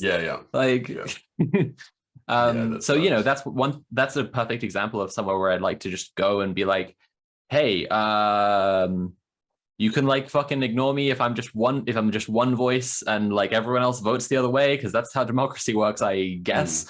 But this was fucked up that you did not do more. Like, you should fucking show up. No, absolutely. And that also ties into another thing I really want to encourage this year, as well as do myself. It's kind of a weird thing like to talk about political goals, because you know, I have friends who do things like they've gone into like local politics or whatever because they've decided they want to make a difference, like in a way that they can. But I'm kind of like, I think that having a platform and informing people the way that I do in my job is like pretty fucking impactful. And like, so I have a weird combination of like what I do in real life and the people that I know in real life and how I can encourage them or whatever. And then there's like using my platform to do stuff. And I guess like, I don't know, like well, I think it's like you can also, there are things that you can achieve outside of the system that you can't inside it. And and it's like common to see like, you know, like even local MPs and stuff who, you know, are, you know, swing pretty far left, get involved, you know, in actual establishment politics, and then, you know, like they can't really get too much done, or maybe their opinions shift over time. But there's like there's a space for like, you know, there's like over here we have like our kind of lefty parties, like more like the Green Party and stuff, and then, you know, like they kind of put pressure on the bigger parties like Labour and stuff, but then there's a space for kind of activists and educators and stuff outside of that to kind of put pressure on the Greens and, you know, all that kind of stuff. And it's like there's like, I mean, I've had conversations with Green MPs, like on the 1 of 200 podcast and stream that like I do stuff with, like a New Zealand politics stream and podcast. We've talked about that directly with, you know, like MPs, where it's like, okay, no, like they're like, that's like they say that there's like, you know, they are limited sometimes, so they acknowledge that is kind of like a two-way relationship sort of thing, where they can work with people outside of the system, or even just like, you know, there's times when, you know, like we've talked to certain MPs about stuff and they've just been like, I had no idea that was happening because I've been working on this other thing or whatever, but this is something that, you know, that like, because they just, you know, like they get tied up with their other things or whatever like that. So for people that are more aware of like things going on or whatever like that, there is like a spot where you don't actually, you know, you don't have to join a party and be, you know, part of that whole thing to be like sometimes more effective, or to have more of to be able to use your influence in a better, more constructive way, I think. A couple of years ago, like we went to see our local MP to talk about, because he's in the Labour Party, and we went there to talk about the fact that like MPs in the Labour Party have spoken at like anti-trans like hate rallies, and that's really fucked up. And like we would, you know, I would like for him to condemned that, and he was just like, but well, we're in a party together, so I'm not going to condemn someone I'm in the party with. And it's just like while on the one hand I do get that that's how the everyday reality of your job is, like the everyday reality of my life is like that an MP in your party is going to a hate rally against people like me and speaking there and being like awarded and like celebrated. Like, well, and we've seen that as well down here, where it's like politicians are reprimanded or even like kicked out of their parties for going against the party line or anything, more than they are for like actual like serious kind of like abuse cases and things like that, right? Like it's wild. Totally. Yeah, and it's like, I don't know. It's like I get that a political party has to have those kinds of internal dynamics and that kind of like policing of their boundaries in order to function as an entity. But it's like, I guess like I just really want, you know, this is kind of where I reached a point of despair with like any political party, and just like kind of gave up on the idea of supporting any political party for a long time. And I still kind of haven't really, I mean, I'm an anarchist, whatever, like I don't fucking whatever. But like, I would like to vote for a party who like have a set of beliefs that they are trying to enact in the world, and that like people, you know, they got kicked out because they didn't follow the party line of the beliefs that they believe in, like of the values they actually stand for, not like because they had like a scrap with the the executive they don't have like a card or something. I also think that I also think that like, I mean, like I know you know this, but like that's a pretty, it's not just party politics. I think if that person was like attending a KKK rally or something that is a little bit more on has a more like, how do I put it, universal kind of, you know what I mean? Like it's not like as quote unquote controversial as trans rights, that like that maybe they would be like, yeah, you know, this is not okay. We have to like, this person's ruining the party, so we have to kick them out. So I think that there is obviously some sort of like agreement with like trans rights being not a priority. Totally. But I just like anything. No, it was just that like, okay, so you can like assume that any trans person is against anti-trans politics, like any trans person who exists wants to exist. Generally speaking, there's one or two real like masochists, but like, you know, well, there's a lot of masochists, but there's one or two bootlickers. No, there's quite a few bootlickers. No, like there's like one or two like pieces of shit. Anyway, generally you can assume any trans person is going to be against like anti-trans politics. And the borough that I live in, like Southwark, we just had this Office of National Statistics survey data published they've made like a map of that shows like borough by borough, like the whole of the UK, where are the most people, like where are the most and least people kind of shaded by different colors, like who don't identify as the gender on their birth certificate or like that they were born as. In other words, how many trans people are there in your borough? And mine is one of the highest in the country, and like is like it's somewhere between like 8 and 12%. I can't remember the figure right now, but it's a bunch. And it's like, so one of the things that happened when I went to see that MP was like, he said you should make your voice heard more about this stuff, because I had some people come to me and say that they were really worried because their kid is in school and they're hearing all these dangerous ideas and their friends are indoctrinating them into using different pronouns and blah, blah, blah. And I was just thinking like, okay, well, firstly, I'm one of your constituents. So I've come here and that was one of your constituents. So that's one for one. But like, so, you know, at most it's neutral and you should decide on your own, mate. But like, moreover, like, again, you can assume all trans people are going to be against this politics. And so you should, if it's just about like voices being heard in a democratic process, you could just look at how many fucking trans people live in your borough and be like, oh shit, like 10,000. Oh, I should probably do something. Like I should probably care about that, like a little bit, you know. Drove me high key insane. It's the most like not anti-proactive, whatever the opposite of proactive is, like a way to care about, to feign your care about trans people. It's just like wait for them to all like just make their way over to you. And then even when they do, like you did, like, well, now you need to make your voice heard. Go through the channels. Don't. It's like go I through am the making proper my voice channels. fucking heard. I'm telling you that these people are like fascists and they're trying to infiltrate your party. Like it was fucked. Anyway, sorry. He's just a scumbag, and he like he got the whip removed for being like an embarrassing racist, and he also like gets taken out to like big fancy dinners by the construction industry, and then he like mocks people on Twitter who point out that he's like a corrupt piece of shit who is in the pocket of the construction industry. So shout out to Neil Coyle, fuck you. So that wasn't none of that was the point that I was like was the none of that was like I would like to, you know, make my voice heard, but like the fucking also, electoral system in the UK. All my homies take Neil Coyle. Happy 2023 to everyone except Neil Coyle, specifically. Yes. Fuck you. The fucking I would like to make my voice heard, but like in places and organizations and spaces where I think that actually practice democracy and like the electoral politics in the UK is so fucked. Like so one thing is like is vanguardism, right? Like people trying to organize to have a communist party that will like actually, like I was just wishing for, like, let's have a party that stands for some fucking values.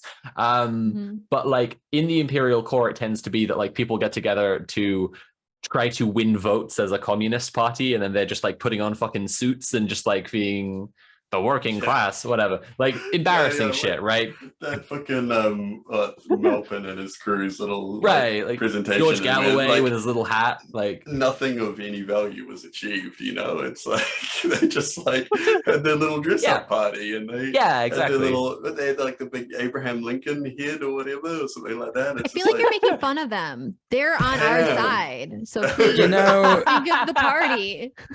You know, I don't really think that they need anyone else to take the piss out of them. I think that Tim is right. Well, that's what I'm saying. Like, if you are like a communist trying to win votes for communism in a capitalist, like liberal democracy, like if fucking everything about the political system is going to be rigged against. We're not going to get to vote in communism. That's not fucking happening. You are inherently a clown if you are like trying to win votes for your communist party in the imperial core.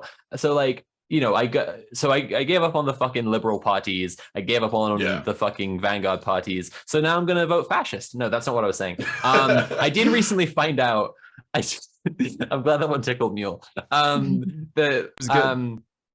I recently found out about like Red Fightback, who I think I haven't heard anything bad yet, and I'm going to do like more looking into them, because like I say, like I continually get disappointed by people who are trying to practice vanguardism.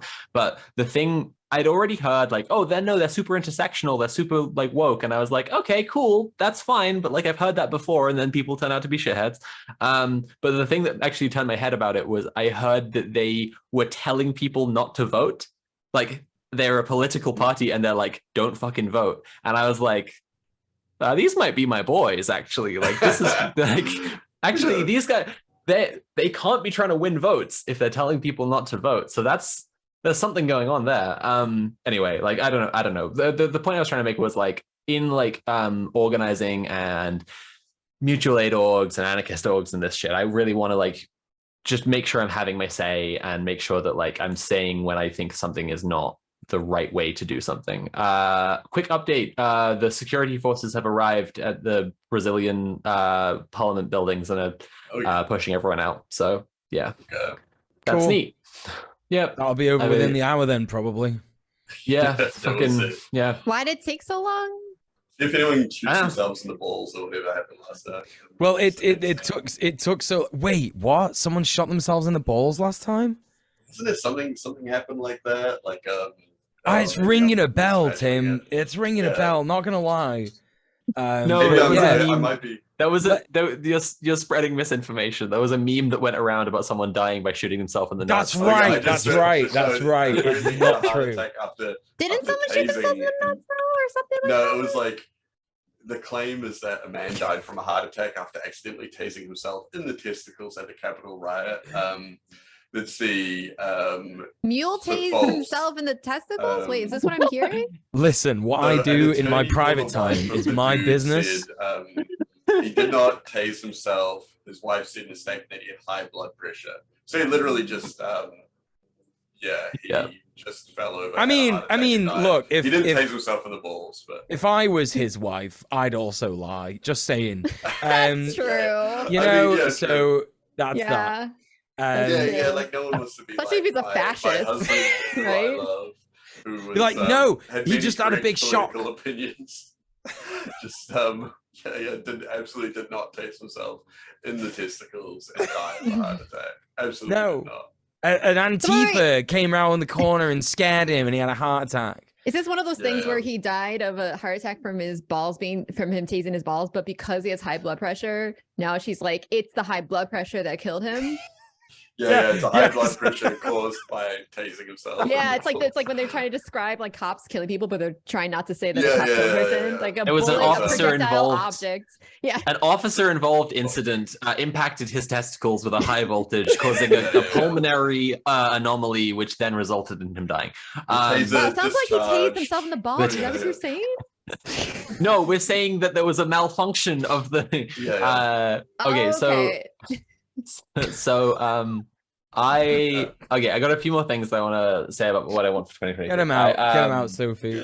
I want to encourage cross-pollination. I really want to have more people caring about more other shit, and like that's what I was saying before. Like it's another good example. If I go and speak to the anti-fascists and I'm like, fucking get up your game, you dipshits, then it's like anti-fascists should care about trans people. Anti-fascists should care about Jewish communities. That's something I just said in my Yay video, right? Like it's like it's not enough to just like nebulously oppose fascism, and furthermore like unions should also be anti-fascists, right? Like they should also be environmentalists, all sorts of shit like this, that right? should be part of their kind of like their creed, you know, like that should be exactly.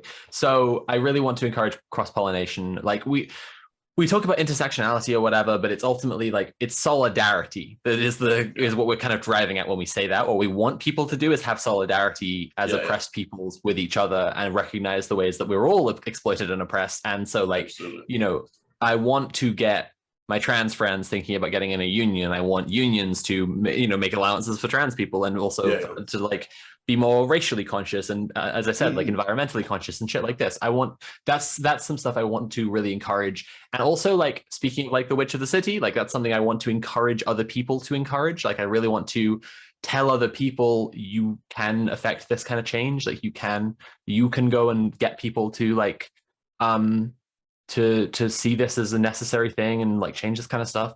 I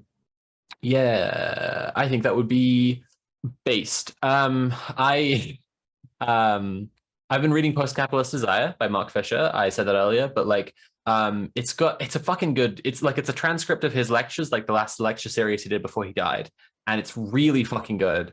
And the kind of central thesis is just about desire and like what we want drives us, right? So if we're looking at the problem of like why haven't people moved out of capitalism, well, one scary possibility that reactionaries like Nick Land get into is like, well, maybe we just love capitalism. But that's because Nick Land is an ideological cuckold who puts the infinite power, infinite fetishistic power onto capital as he watches it fuck the working class.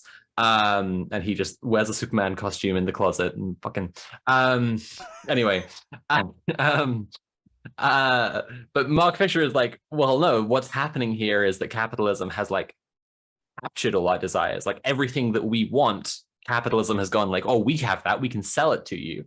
And so the question of post-capitalist desire is a question of finding spaces beyond and outside of capitalism where we get like the things that we need as human beings, and not just like we've talked a lot on the show already, and we continue to, about like giving people the basic things they need. But I think we need to do that and have something that's aspiring for the most that people could possibly want as well, like the fundamentals as well as the fundamentals, like really like let people dream that they could do fucking anything. And honestly, like I've been hanging out a lot with people who live in a fucking warehouse recently. That's where this is coming from. But like seeing people who live in a way that's like just not at all the usual way that people are living within capitalism, it's really inspiring. And I just want to like, this is what I mean as well about like documentary making for Red Planet. Like I really would love to I'd really love for us to film some stuff that shows people living outside of capitalism and shows people a thing that you could desire, that you could get by escaping capitalism. I think that's really, really important. And I think that's crucial to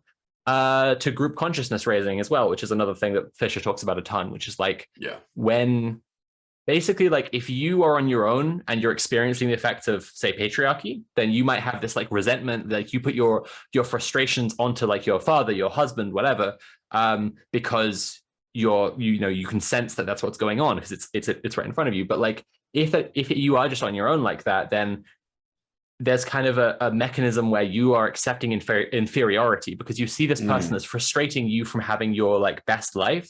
And the fact that they're doing that means, well, they must be more powerful than you because they are doing it.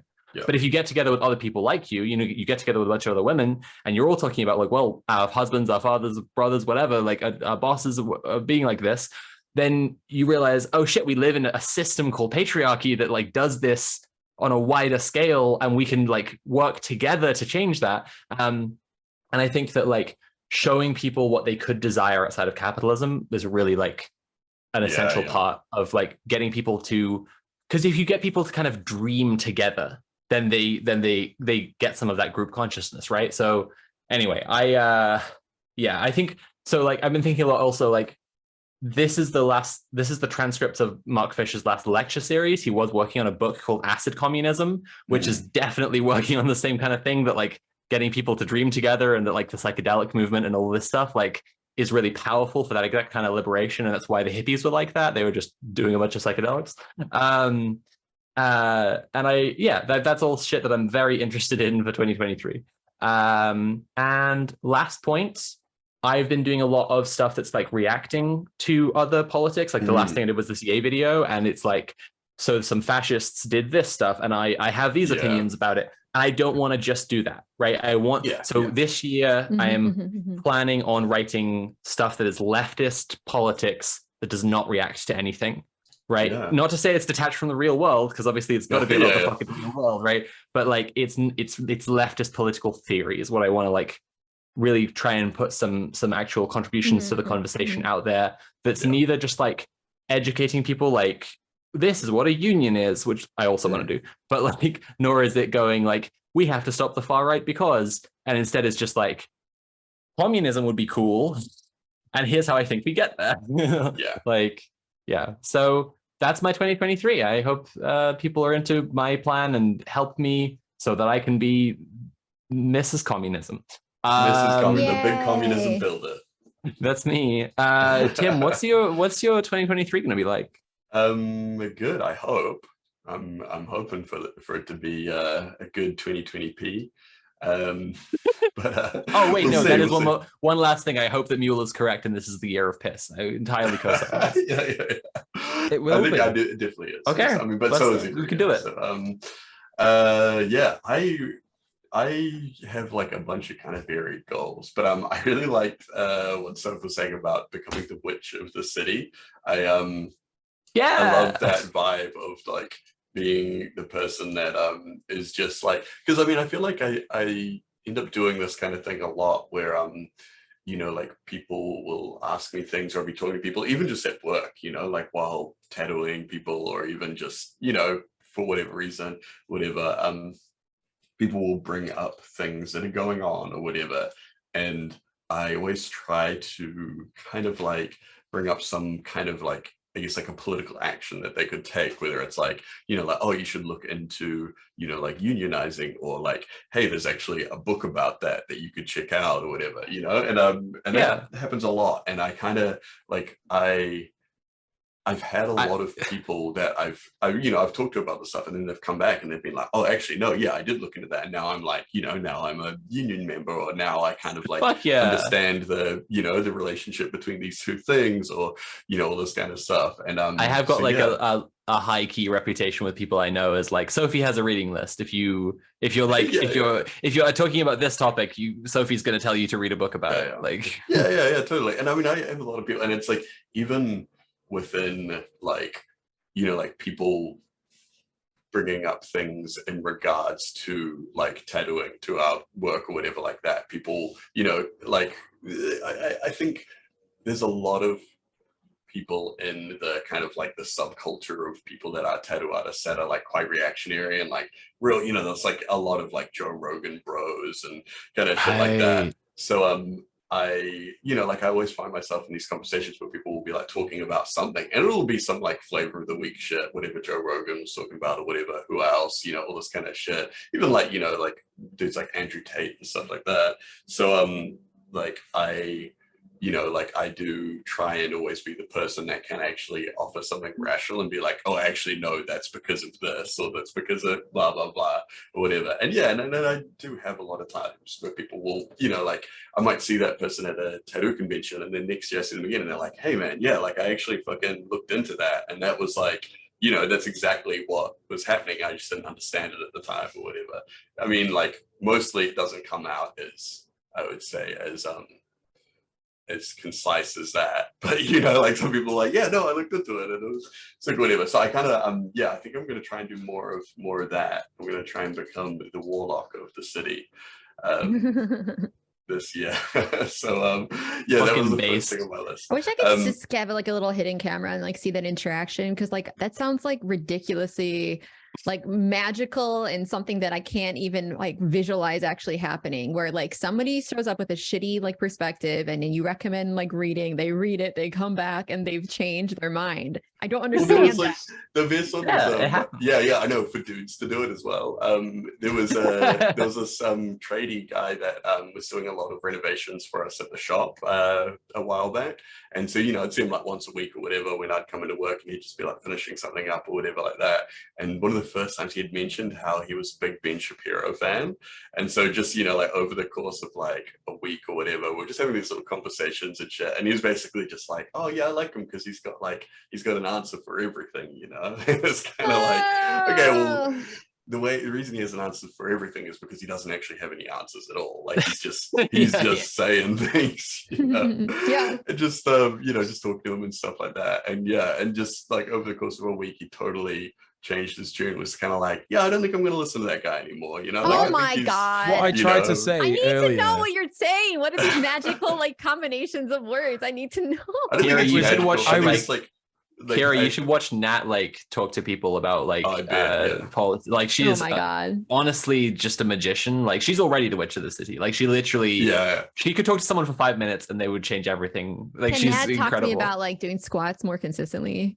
I was trying to say before, but I was muted. Sorry, but like the reason that Tim was able to do this is because he doesn't debate them.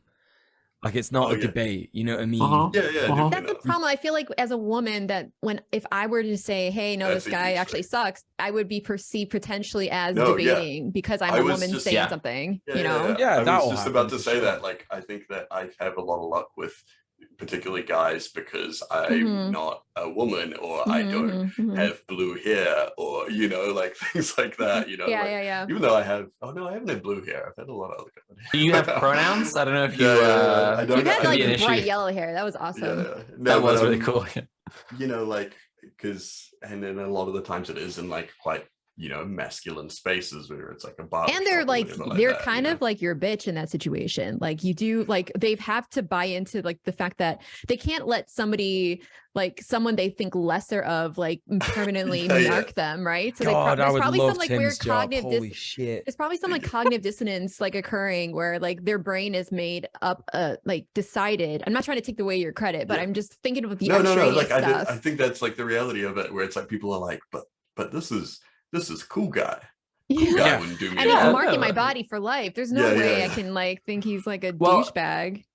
Speaking of like, approaching it as a woman, like Nat and I were talking for a little while about, and we might still do this. It's just like it's just about organizing it and deciding to do it. Like doing streams where it's like a call-in show, but it's not a debate thing. Like people, like debaters do like a call-in thing where you call in and then you argue with them. But just like a call-in show where we're like talking about a topic and then like people call in and we just like chat with them about it instead, you know. And like I think you can make a space where it's implicit that you are telling people about stuff and they're not actually, and that if they call in and try and debate you're just going to hang up on them because they're being a dickhead. And it's like it's your space, it's not actually there for, you know. I think that it can absolutely be done.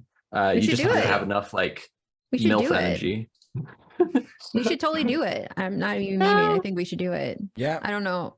Well, there is can do all the extra stuff to make it happen, but I will show up to it. That's what I'm saying. Yeah, I exactly. Like it's hard up. to get it together. There is only one good debate, bro, and he is Sam Sader, and he does that. So, you know, and he does that. Well, quite exactly. well. Like if people try and like argue with him, he does like political disagreements to Sam Sader aside, like if people call in and try to debate him, he just makes fun of them and then hangs up on them at the end. Yeah. And like otherwise he just chats with them. You know, like that is the shit. It is really fucking good. Yeah. Yeah. Awesome. Right, Tim. We're cutting into your anyway, time. Tim. No, yeah, right. Come on. This is supposed to be about you, Tim. So one of my other things is I really want to get back into painting and producing more art outside of my work as a commercial artist sort of thing. Because like when I was starting learning how to tattoo and stuff, or even just like when I was trying to, I guess, like become like, you know, like a more like well-known tattooist or whatever, I was like producing a lot of art like all the time. And I had the time to because I wasn't as busy tattooing, but now I'm like super busy tattooing and it's hard to find the time to do that. So I kind of like just goes on the back burner, or when I do create art, it is like very like art that I can intentionally create quite fast. You know, so I really want to get back into like slow art, you know, like stuff that takes a long time, and painting and all that kind of stuff. And I've been experimenting randomly like throughout last year with like different mediums and things. Like I've been doing a lot of like woodcut prints for a long time, but I've also started experimenting with all kinds of other stuff, from like, you know, like actual like, you know, paint, like acrylic and oil stuff, to like spray cans and all that kind of stuff. I'm just trying to like figure out something in there. But like I feel like my thing these days is where it's like back in the day when I was creating art, it would just literally just be like, oh, I just want to, you know, like do a sick painting of a skeleton, you know, like, which I mean is cool, whatever. But these days it's like I feel like it's not interesting to me unless it has like some kind of like deeper meaning to it, you know. So then it's kind of like at this point where this thing where it's like, well, how do I meaningfully engage with subjects through a simple like an image, like a static image? Like how do I, you know, which I think is when things start to get a little bit more interesting, and like also like not just the image, but like the medium itself and things like that. So yeah, I think like that's kind of one thing that I'm wanting to do a lot more of this year. And also tied into like I want to be doing more stuff that is like just fun, kind of like producing things, like making like, you know, like prints and like t-shirts and all those kind of things with art on them. Like I feel like yeah, it's always fun to do that kind of stuff. And it's like, yeah, something that I haven't really done too much of over the years, but it's definitely like, you know, something that I want to be creating. Why specifically stuff like that? Because you explained the slower art and how it appeals to you, but what appeals to you about like, you know, creating that type of content? It is still creating content, right? It's still an expression. It's like, I don't know, like I just like, so before I even started tattooing, I was like, for a while I was like a graphic designer for like a t-shirt company and stuff, like amongst a million other jobs that I had for this like classic small business where everyone just does fucking everything. And I've always been really interested in that kind of I guess, you know, like the medium of like, you know, like art as like clothes and things like that. Like, yeah. And like, you know, just like t-shirts and all this kind of stuff like that. It's, I don't know, it's really interesting to me. And I also kind of just like just as like a personal thing, I like to like, I want to create the kind of things that I would like to see, or like, you know, t-shirts that I would want to wear or whatever like that, you know? But yeah, and I think it's just fun as well. It's like, you know, absolutely. It's not as serious and stuff. Something really fun about like actually taking it, there's nothing and now there is something, and you make that thing happen. Especially if it's like an expression of yours. And like, I don't know, like I've been getting a little bit more into the creation side of things, which I think Twitch streaming, yeah, there's creation involved, but like not like when you can sit back and like edit something or mull something over and like, you know, brainstorm, and you can take your time and really like go into the process as opposed to something like this, which is that's what on the fly. That's what I've been liking about the clown streams, because I've just been like, you have to think a lot about it, right? Like it's not just like playing a video game and seeing who shows up and seeing what you chat about. It's like a conscious act of creation. Yeah. Right. Yeah. And that's what I've been really enjoying about. Oh, go ahead. No, what you've been enjoying about what? I've been really enjoying about doing like sex work, because it allows me to, like, especially with like the editing process, I had to teach myself how to do video editing. First was like, it's just always been like a thing on my list, but I'm like, but I finally did. And now the more and more I can dive into, because I'm using DaVinci, which is like really professional stuff, but it's also like, there's a lot of capabilities in it, but it's like, you know, there's a decent learning curve with it, which I'm still learning. But like when I finally can understand how to do like this one particular thing, then it opens up all these different like creative, usually what happens is like, I'll think of an idea and then I try to figure out how to make it happen. But like now I can actually like create stuff in a completely different way that like I never was able to do with streaming. And plus, because it's like sex work, it allows me to actually like portray a side of me that I've always had to be like ashamed of and like get banned for and stuff. So like that's what like I've and Nat was tweeting something about this like similar to this earlier, but I've been like, when I've been finding out about people's kinks, like and discussing with them like, about what they're into, like there's something really magical about like what people like, stuff that people have developed, something that they are ashamed of, turning into something that they're like excited about is like incredibly freeing. Like a friend of mine, it's actually the same friend who said the thing about like dysphoria is gender trauma. She's incredibly wise. She was like saying she's got like a lot of experience with like work figuring out people's ultimate sexual fantasies, because she used to run this booth at this festival where people come in and they would sit together like a fortune teller and like figure out what they would be like, what would be their ultimate sexual fantasy. And it got her really interested in like the kind of the families of different kinks together, and like why people are into, like if someone's into this thing, they're likely also into this thing, and it's because there's like an underlying story that's kind of the same about it. Like broadly speaking, like they like being humiliated, and then this thing is disgusting, so they'll also like this thing that's disgusting, or they might not, whatever. Like you know, it's that kind of logic of it, and it's like it's just super interesting to find out about that stuff and like the creativity that is involved in sex that like people don't usually appreciate. I got distracted by the chat because Tim's twin brother has been really respectful through most of the stream, and then started heckling as soon as Tim as Tim was like, I want to make art and be nice, and then but like I really, that creativity is really fun. Nice. It's really nice. We lined up a big like a full kind of sleeve blackout situation on him just last week, I think something. Sick. How long did it take? A couple hours, you know. That is fucking fast. Yeah. But I love that. It's been almost 10. I've been tattooing almost 10 years now. It's wild. Wow. Great. Congratulations. GG. I think September this year is my anniversary. I'm just looking because someone else said, I saw someone say Milfo Wars in the chat, and whatever that is, that's also on my list of things to find out. In 2020. You were talking about me and Nat doing the call-in show. That's what it should be. Milfo Wars.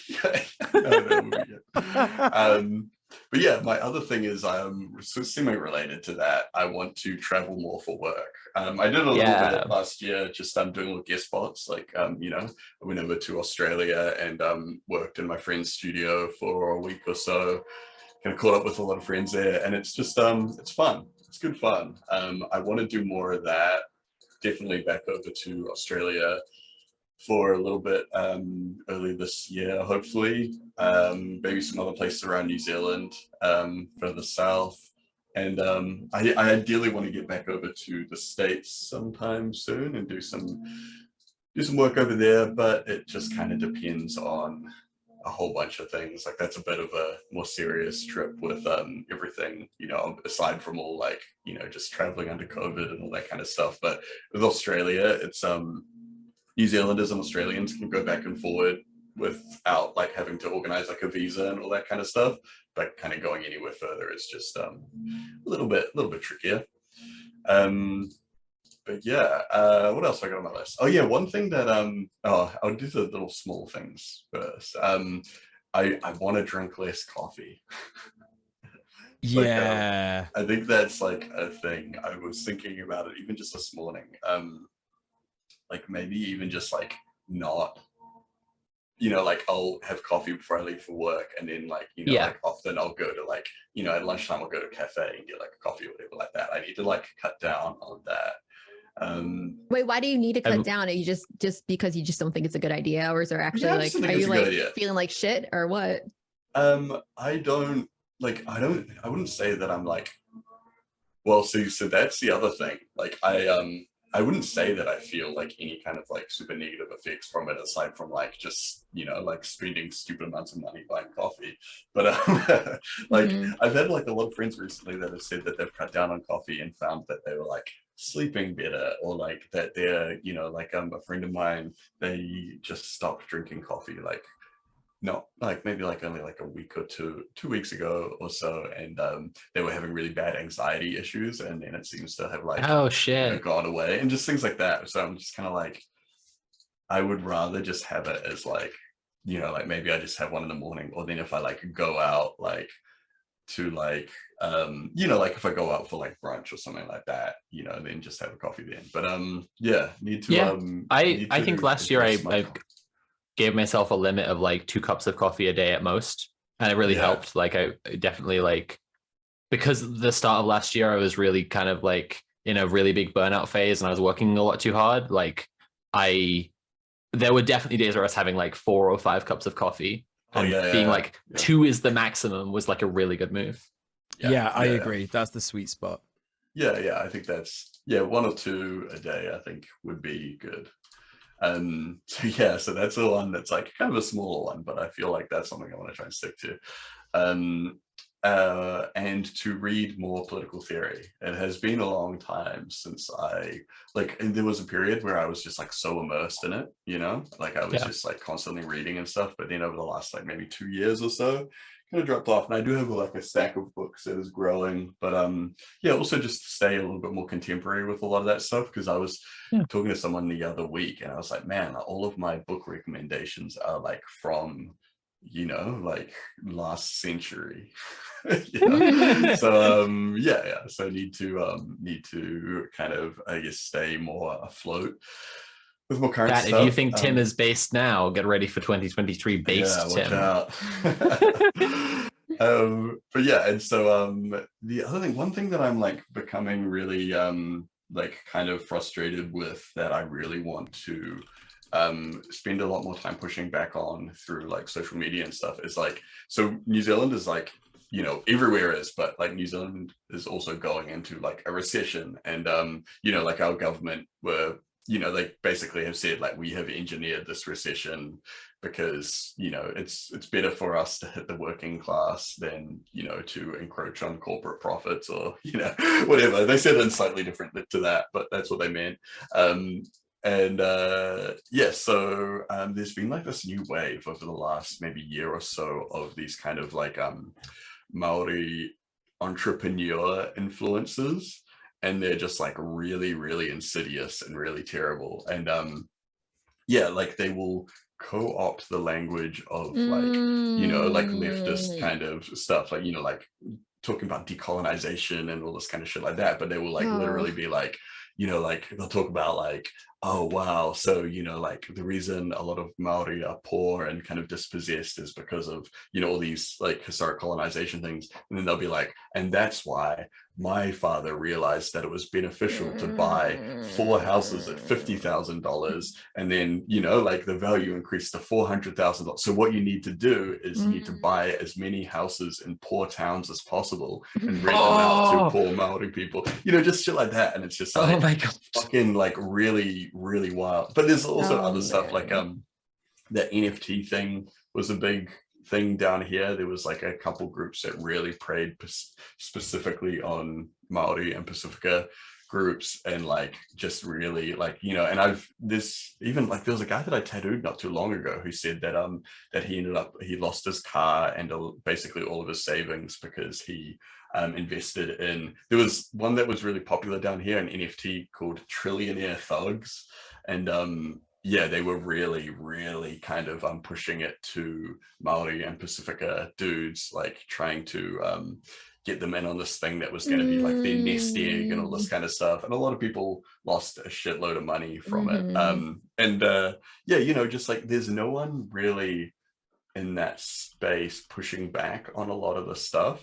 It's kind of like, you know, it's seen as like, if you're complaining, you're just jealous, or you're you know, like, and I mean there is that attitude of like people being like, okay, well, how come you want to single out when it is happening to Maori as opposed to like you know, like the wider community or whatever, because it's like, you know, and you can kind of like see where they're coming from, where it's like, okay, you know, like a dispossessed group trying to there's lots of black people like, trying to claw back some kind of like wealth or equity or whatever like that. Why would you want to take that away from them? But it's kind of like this thing where it's like, that's really convenient for the people that are exploiting people to say, right? Yeah. But yeah, you know, like so I think a lot of those conversations get shut down. There's a lot of really disingenuous ones as well, where people are talking about like, oh, like, you know, like they'll apply traditional concepts in a really kind of disingenuous and bullshit way and be like,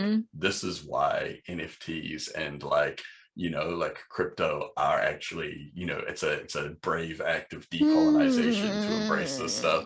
So I think like a lot that's all over the crypto space though, right? Like rejecting fiat currency. It's like the established political order it's all about fiat currency. So we're gonna just make bullshit money. We're just going to use monopoly money, and that will do something good. And like there's this. Oh yeah, no, you go. I was going to just say quickly, on my stream, we watched this presentation by these crypto dudes that were pitching crypto to abolish like racism and giving black people in like poor communities like $50 in like Bitcoin and teaching them how to use it. And like they were like I actually lost my biggest donor from that stream because he was a big crypto guy, I guess, and like that was the stream that did it. But basically like they kept pushing, like they kept using these like languages of like systemic oppression and generational wealth and blah blah blah, and then they're like, that's why you should invest in crypto and we should get people to invest in crypto and blah blah blah. So it's like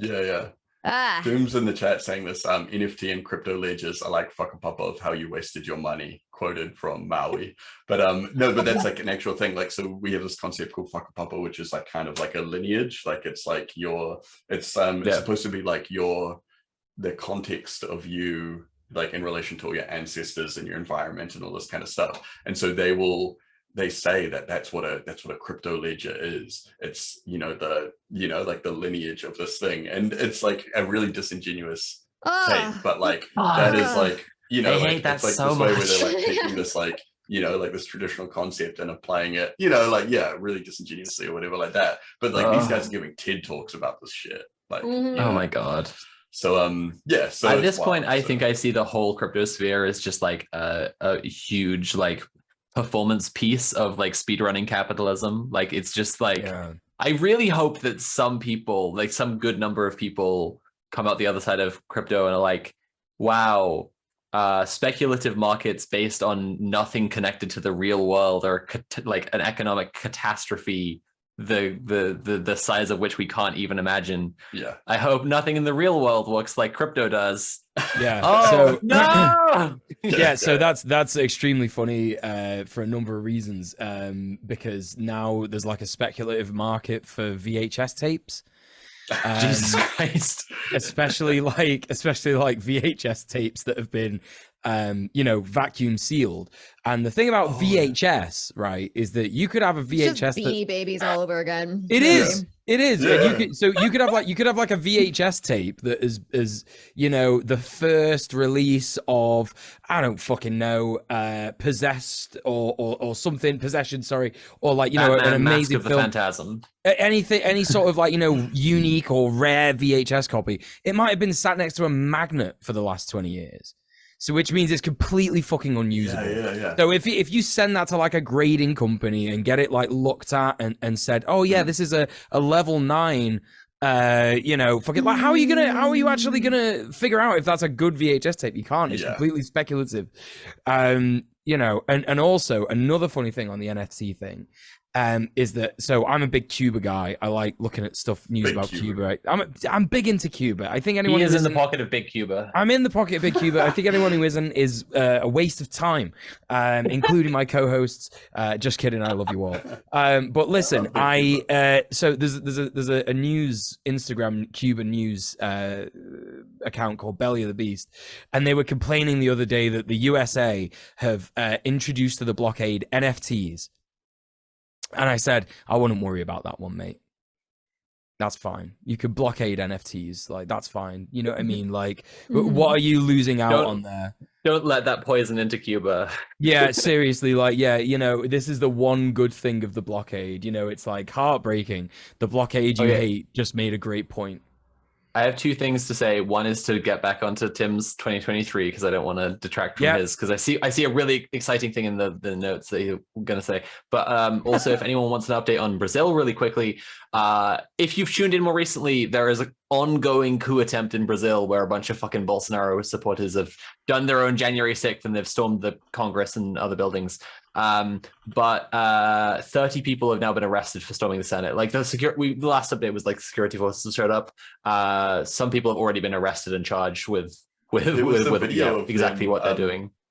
The video of the Bolsonaristas, I put it in the chat on our end, of them just milling around inside, and it's like big January 6th vibes. Yeah, when you just get in there and you're like, all right. They're just standing around, they're just kind of milling around, and they got the flags around their shoulders. Smoking cigarettes and shit. Yeah. It's just like, it's just a temper tantrum. They're just having a temper tantrum just in on like a political level. It's just like, it's wild. They just like, they look very like, you know, like they don't know what to do when they're in there. They have no idea that they're just so completely uninformed about how anything works. They're like, I'm here. I brought the flag. Ideology is anti everything, really. Like it's just hating. It's just hate. They're just like but even the hoses from the fire thing and stuff, and they've just like broken a bunch of like paintings and knocked things around and stuff, and it's just like, okay. But this is what I mean, Kira. Like, even if their ideology is just like hating everything and like, you know, destroy it all, like, why are they, you know, I'm not saying they should do this, but like they didn't even want to burn it down. They didn't want to like set anything off in there. Do you know what I mean? They're just literally there and they're like milling around. So like, you know, if anything, it shows how deeply unserious they are in hating everything, right? They're just sort of like, well, we're here now, and we know that the establishment favors us anyway, so whatever. Like, we don't actually have to think about anything big. That's it. It's just so ridiculous. Anyway, sorry, Tim. Let's continue with our Tim. But so what was I saying? So just pushing back against like those kind of attitudes and stuff I think is going to be something that I spend a lot of time doing over the next year, because because it is, I think it is like super harmful, and it's something that not many people are really kind of not many people are engaging with. But the other thing is I don't think I've spoken about this on stream before, and I think maybe I've mentioned it to Soph, but I've had this big project that I've been working on since the start of the first lockdown that I'm like almost ready to start posting about. Which has been like this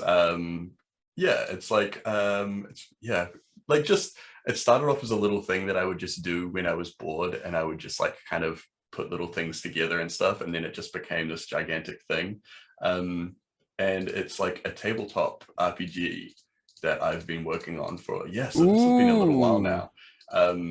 I have some, I think I have some pictures from it that I can that I have redacted all of the writing, because it's all kind of like in a state of flux at the moment.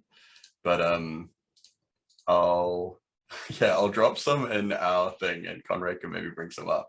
But it's like kind of like a dark future, kind of dystopian kind of thing. Hesitant to say cyberpunk because of the connotations. But I'm just gonna drop some of the things. So it's like, you know, like if anyone's familiar with shit like Dungeons and Dragons and stuff like that, but kind of like weird, dark future kind of very like it's littered with like kind of like lefty stuff. Not like I think it's like it's pretty on the nose.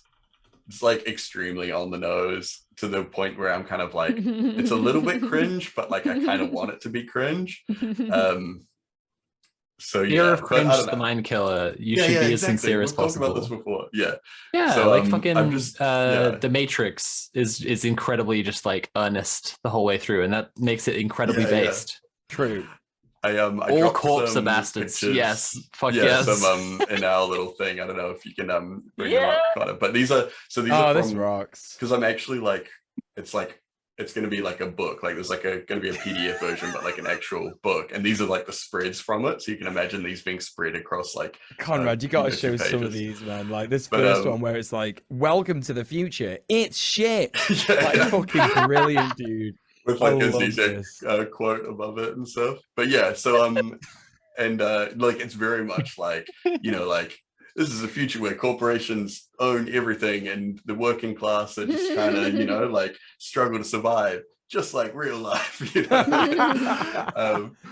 But yeah, so that's kind of like what is like, you know, like when I'm like just in my downtime and I'm not working on anything else, I'll usually just like spend a little bit of time working on this, whether it's drawing art for it. But it's like it's completely like my own thing. Freaking like talented. So You're so talented. Trying to this like is so cool. Yeah, you know, so like do cool. absolutely everything myself. So it's kind of like I have full creative control, but also like just yeah, I don't know. It's kind of also just like a kind of cool thing to do to create something that is like entirely my own creative output, as even just like as something to have that I have done, you know, so I can look back and be like, wow, I did this whole thing.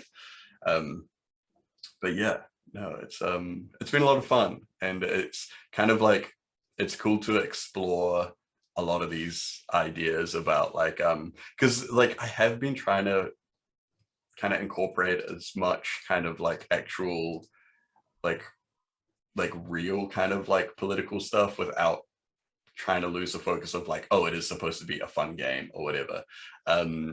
So yeah, so it's littered with, you know, like you can see on some of the pages, it's like quotes that are like semi-relevant quotes to each section from, you know, things that I've read and enjoyed or whatever. Yeah, I think that, I don't know, like I hope that it's something that is like cool and fun and people like it, but then I also hope that, you know, like if maybe someone reads, you know, this thing and they like it and they see that, oh, there's like this little Frantz Fanon quote, like maybe I'll go read what that's from. You know? Yeah. So well, this is about building leftist culture, right? Like this is something that's at the start of the right? year. Yeah, because there's like a lot of stuff, especially in like the tabletop kind of sphere, that is like extremely reactionary, or like stuff that is like they were trying to be political, but they weren't really so like they weren't so bold about it, so then it just kind of gets co-opted, like, you know, like you see with like how Warhammer 40k has like these critiques of fascism that ended up just like all the fascists just love that shit because they're like literally rules, you know? Literally the phrase God Emperor that like Trump supporters use, like the 4chan people use as a meme about God Emperor Trump, comes from Warhammer 40k and is meant to be like an absurd fascist like parody. Yeah. So yeah, I kind of like it, and it's just like as a thing, like it's like it doesn't have to be super serious. Like it's not like, oh, you're gonna play this game, it's gonna teach you how to like fucking be a revolutionary or anything like that. But it's like, you know, if you are a bunch of people that like tabletop games and you like kind of like, you know, like revolutionary theory or whatever like this is something fun you can do. And it's not like, yeah, it's you know, not too serious, not too deep or anything like that. But I think it's fun. So yeah, that's what I've been up to, and that's my kind of goals for the next year, really, to finish that up and to do the other stuff. What about you, Kara? What do you got going on for 2020p? Well, thank you, Tim. I have some goals, chat. They're not nearly as exciting as what Sophie and Tim have going on, but it's stuff like, you know, I'm trying to become more disciplined and like actually start to schedule set up a schedule for myself of some sort, et cetera, et cetera. Like, for the past year, it's been, you know, I just, my main schedule is like Twitch streaming, and then I do that. And then afterwards I just kind of like exist frantically until the next Twitch stream. It was not a very organized at all way to live. And I'm actually very, very shocked and very privileged that I didn't just get like evicted because I didn't make any money or anything. I'm very grateful that my community like funded my ability to continue being a streamer, because it could very easily not been like that. But this year, especially since I have like Twitch streaming and then also like, you know, like sex work stuff, and then like I have other things I want to actually do, which I'm going to talk about later. I would like to actually set up some semblance of a schedule for myself, some sort of like discipline. Like I was talking to Sophie about this earlier. It just basically like maybe set up some time where I have like concentrated work, where that's when the work happens, and then I can have time set aside for like existing outside of that work, like meaningfully, you know, spending time with friends or whatever. Because as it stands, I just kind of exist in this really, really uncomfortable place that a lot of content creators exist in, which is like every moment of your life is potentially content, or every, you know, you should always be on Twitter. You should always be, you know, making content, or like there's times where if I'm cooking something, I'm baking a cake, I'm like mad at myself that I'm not recording it because that's content. And so like, it's really psychologically not great. It's not great. And it's not even that productive often. Sometimes it is, but sometimes it's just a persistent amount, just like a whole day of just feeling inadequate because you're not producing, right? When you're supposed to be producing. So yeah, I want to work on stuff like that for myself. I noticed that my sister, she has kids, and we were talking about like our differences in our lifestyle, and I don't want kids myself, but I do appreciate, like, we were talking about our day-to-day, and she's like, when you have kids, you have to create a schedule for yourself, or else you never ever get to like, you can't, you just have to. So I'm like, I don't have kids, I don't have that pressure, but I still think that I should encourage myself and follow through in doing it, because I think it would just be beneficial, period. Yeah, you know what, it's not good, Nair, it's not good. Yeah, it's extremely draining. Yeah, you're right, Nat. So in that like same vein, I want to include more things in my life. Like I want to sustainably do fitness, not just like do it and then my ADHD makes me no longer interested because I did the thing and then I move on. Like I actually want to like have like a sustained like fitness schedule. I want to spend, the reason I moved back to my hometown from where I used to live, which is Seattle, is because I wanted to spend time, more time with my mother, who is she's single, she's really lonely, and she's going through a lot of health stuff. And so I did move back for her, but now I want to like follow through and like actually aggressively, proactively spend more time with her. So I've already started doing that. But I want to definitely try to forge like a good relationship with her and make her feel like she's not like alone or anything. Cause and support the rest of my family that are here too. And I want to like spend more time with, like I was saying earlier in the stream, I want to spend more time with like comrades, like friends, and actually like have friend time, and not just like, you know, collaborate, sure, but actually also want to like actually have friends that's not dependent upon some sort of production. You know what I mean? Yeah. Like right now, I enjoy spending time with y'all, but it's still, this is a production. This is markedly different than like an intimate. Yeah, you know what I mean? Like a more intimate, like not for gazing eyes, but for just for each other type thing. And I was saying this earlier on Twitter, but there's been a lot of people that have wronged me, especially on this platform, like a lot. A lot of these people, I don't have any expectations of ever really changing in the near future, or maybe even ever.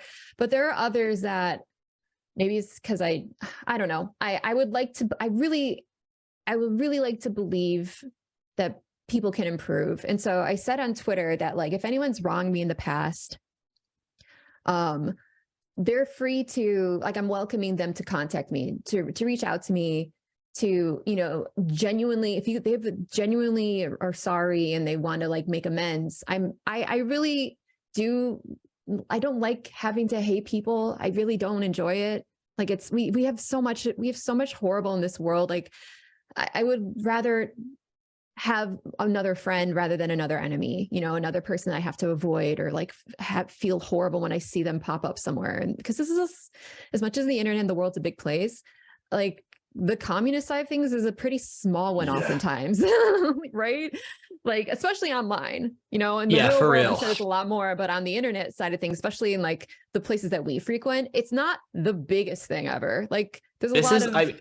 I've been saying for ages I want to hook up the online and offline left, but like one of the huge reasons is like the offline left is so much more of a fucking social space. Like there's so many more fucking people, and like, sorry, yeah. No, you're right. You're right. And I don't have a lot of, I mean, I'm assuming you're right. I don't have a lot of experience with offline people, but I completely trust your judgment, and I wouldn't be surprised, right? I wouldn't be surprised that people that touch grass, that share beliefs, that probably actually like do stuff about those beliefs, probably have like a much like more sociable, maybe less petty, less, you know, personal for personal advantage or advantageous kind of perspective, whatever. Anyways, yeah. So I'm just going to say this again here, because I said it on Twitter. I'm going to say it again. If any of you watching or whatever have wronged me in the past, and you kind of know that's why, like, I've kind of cut you out, because I do that for my protection and for my dignity. I welcome you to reach out to me. You can DM me on Twitter. If you're blocked on Twitter, you know, make an alt or something, figure it out. You can do it. I know you can do it. And then we can move forward from there. But I will say that there are people that have tried to do this, but my qualm with them isn't a personal one, but it's like they're a bad person and they're like transphobic, or they're, you know, they're actively harassing my friends. Like, we're not gonna, it's not gonna happen. Get out of my fucking face, because it's not a personal thing that we need to patch up. You are a harmful, problematic person that I don't want in our society, let alone in my life personally. So like, you know what we say to them? What? Fix your hearts or die. That's right. Fix your hearts or die. The best David Lynch quote. Yeah. Oh, I see. Yeah. Okay, so I'm going to try and make this quick because we only have a little bit more time for Mule, even though our sweet little peanut forgot to fill out today what he was going to say. He did fill out a lot now, so I do want to leave time for Mule. I would also like to be gayer in the new year. So I've figured out that I'm bisexual, but I don't really... Based. I figured out that I'm bisexual, but I don't really like know anything else about that beyond like the more like cerebral level of understanding. Okay. I won't just introduce you to Antifa when I come over to see you then. I'll have some other friends for you, actually. Oh, no.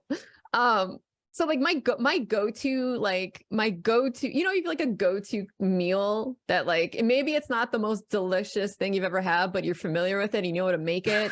That for me is cis men. Like I'm very familiar with cis men. Phenomenal description of Compaq. So good. Very good. I'm very familiar with them. And so like, they're like, every time I'm with a cis man, I'm always like leaving. I'm disappointed. And I'm like, never again. And like, I keep doing it. So I'm not saying that never again at all in 2023, but I would really, I want to make a concerted effort to push myself into that little less, more of like a foreign area, but an area that I am excited to explore, which is gay. So that's why I would like to do that. The gay direction. The gay area. We should have another chat. Like we did. Yeah. Yeah. Cis men, the craft dinner of people. They're right. They're just like, yeah, I mean, and afterwards you're never like proud of yourself. You don't feel like you don't feel like a better person. Like you had that experience. You just feel like, ugh. I hope everybody as well also understands. These are normal straight people feelings. I want to just say this is not just normal straight people feel. This is normal queer people feelings. Like exactly. Cis men are like notoriously the worst experiences that I've had sexually. I'm sorry, it just doesn't happen. And if you're they're terrible at communicating. And I know here's the thing. There's cis men in the chat right now that are thinking, oh, this because I'm different. And I swear to God. Anyways, the Even last if you thing think you're already trying hard, just try harder. That's all there is to it. Yeah. And the last thing I want to say before we move on to our sweet little peanut is I I guess this is kind of like a fun creative thing. So my friend Nicotine, who is a streamer, a trans woman on Twitch, she's fucking, I love her so much. You've probably heard me talk about her before. Yeah. Can we get a shout out for Nicotine in the chat? Nikatine. Thank you. She's a fantastic streamer. She streams almost every day. We just did a co-stream together the other day, whatever. She's cool as hell. And if you're looking for a queer community that's like, just a really fun, lighthearted queer community to be a part of. Other than like the hosts, I would recommend Nicotine. She's great. Anyways, so she's a really big role player on Twitch, and like her, she's so ridiculously talented. It's like upsetting. She's such a talented role player, and that's actually like, I'm a huge fan of hers, and I watch her role play VODs like all the time. They're just really like forever entertaining to me. But she and other people are, I hope I'm not butchering this, working together to create their own a role-playing server that she's going to be launching, I believe, maybe this year, or they're going to be launching this year. And she's invited me to be part of it.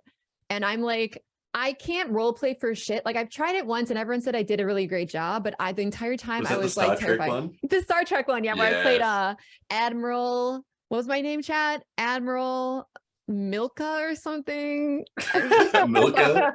Something with Milka. I love Nicotine for that shit. Like, specifically, like just being like just a wacky girl. You know what I mean? Yeah, like, no, I'm gonna do this cool RP stuff, but I'm gonna talk about mommy milkers. I'm gonna talk about boofing shit. You know, Vice I love Admiral that shit. Milka. That's what it was. Vice Admiral Milka. Right. Oh, it's so You good. saw that? I'm like, everyone saw that. Jesus Christ. Anyways, that was the. I've seen clips. Okay. I mean, like, it was terrifying, but I would love to, I don't know, it'd be really cool to be a part of that role play stuff. And part of that I DM a lot. Should we do like a Red Planet one shot or something? I am not doing any of that. Sorry. No. Why? No way. Sorry. Not in a million fucking years. Yes, that's okay. It, Too many people. Listen, if you want to blame anything, it's my ODD. I can't, like, so many people over the years have been like, you should do D&D. You really like swords and goblins. You should do D&D. Never. Fucking never. How about that? Never doing it. That's it. That's the end of it. I'm really sorry. We could do it if you want, but I'm going to be myself. And I'm not even going to be playing the game. I'm just going to be here. And whenever you say, like, Mule, it's your turn to roll the D20, I'm just going to, like, fucking piss on something. I don't know. Sorry. I'm just real mad at people. It's 2020 piss. So. Yeah. Exactly. Exactly. Sorry. You're right. Anyways, anyway. So I just want to say this really quick. So we can get to you, Mule. Is that part of? So I need to develop a character for the role play. I think I might be using GTA servers for this. I'm not positive, but right. She was telling me about like some of the tips she has for role play, and she's like, a lot of people try to create characters that like win, that are like the winners, or like the heroes, and that's always obnoxious and just kind of like like there's like a douchebag LARPer. And she's like, she encourages people to like create characters that are losers, that are like always like, I don't know, it's like way more fun to be a loser. And I honestly do believe it's more entertaining to watch. Oh, absolutely. And I feel like there's like something really therapeutic about allowing yourself to lose. Like we don't like, there's a lot of pressure to never be a loser, right? Like a lot.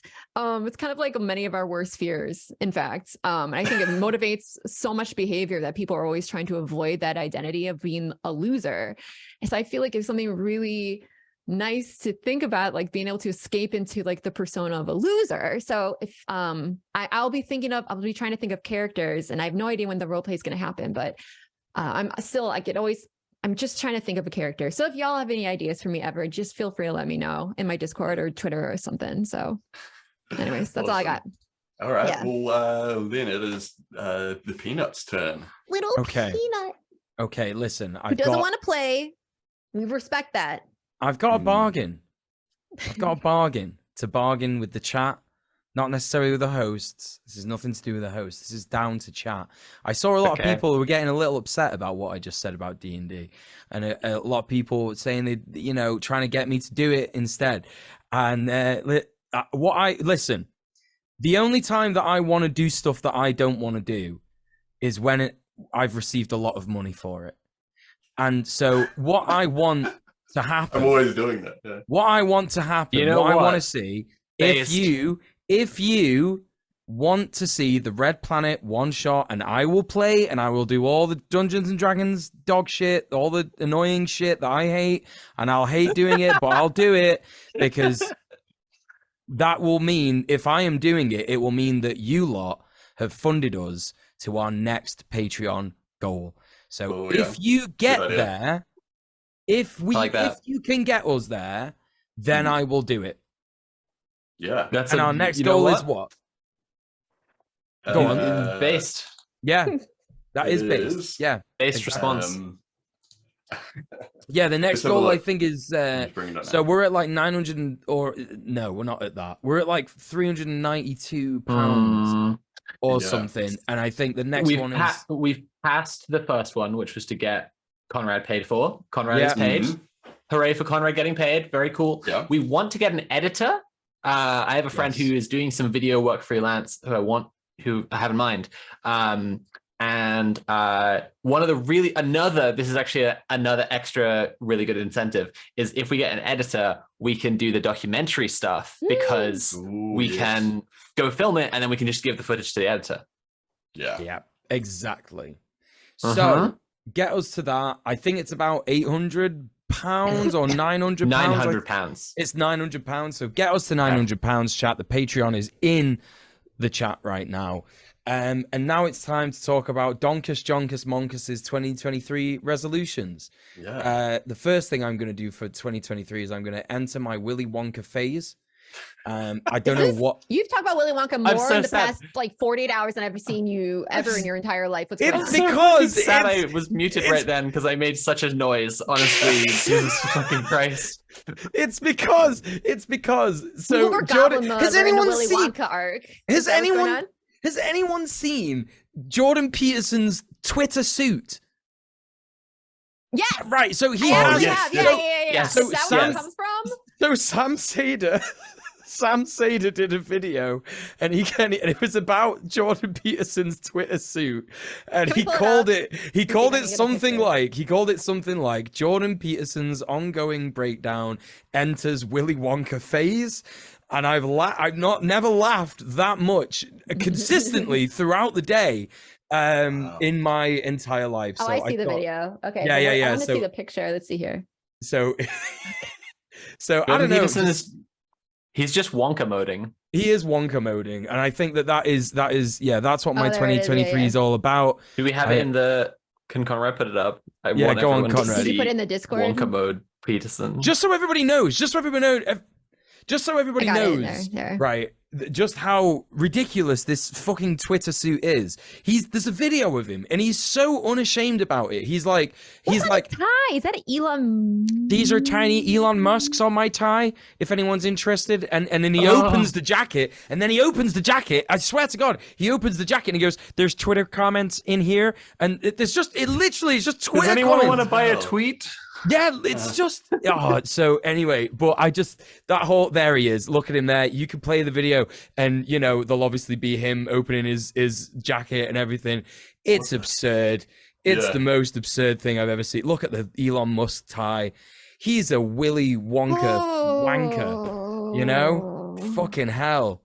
I can't believe it. So anyway, you're going to Wonka mode was the New Year's resolution. Yeah, I'm not gonna wear a Twitter suit, but my Willy Wonka phase is gonna be like this, but with anti-fascism, anarchism, and communism. So whatever that is, I'm gonna be like that, but the best version of that. I'm gonna keep goblin moding life. A part of it is probably like a Steph Sterling kind of adjacent thing where you just have like rows and rows and rows of pins, right? Yeah. Like you're I already have that on my Parker. If you've seen my Parker, I got fucking loads of pins all down here. So yeah, gonna be doing that shit. Eat more of a variety of veg and fruit because I have ADHD. And my entire thing is eat the same thing every day because my life is too hard to organize anything else. But what I've realized is when I'm going to the shop, instead of picking up capsicum peppers, what I can do instead of that is get pak choi and you can cook that in exactly the same way, and it fits into the meal that I already make, which I eat the same every day. Do you know what I mean? Just something nice and simple like that. And the more fruit thing, like I don't eat enough fruit at all, like I really don't. Because what happens is, now I have a great example of this on my desk here. Now this is a clementine, right, that I got given at Christmas. And what's happened with it is I've had it in my kitchen. You don't have to hold back laughing. You don't have to hold back. It is funny. It is funny.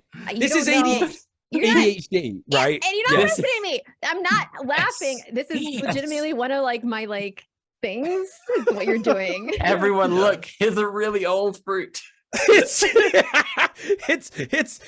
gone bad. It's not gone bad. It's not gone quite bad. Like I could still eat this, but it's just not gonna be tasty. Can you put it on the camera, please? That'd be great.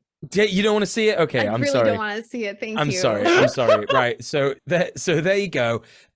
Eat more fruit. Do it better. I'm not going to eat it now. Why are you saying that? Right. So anyway, next thing.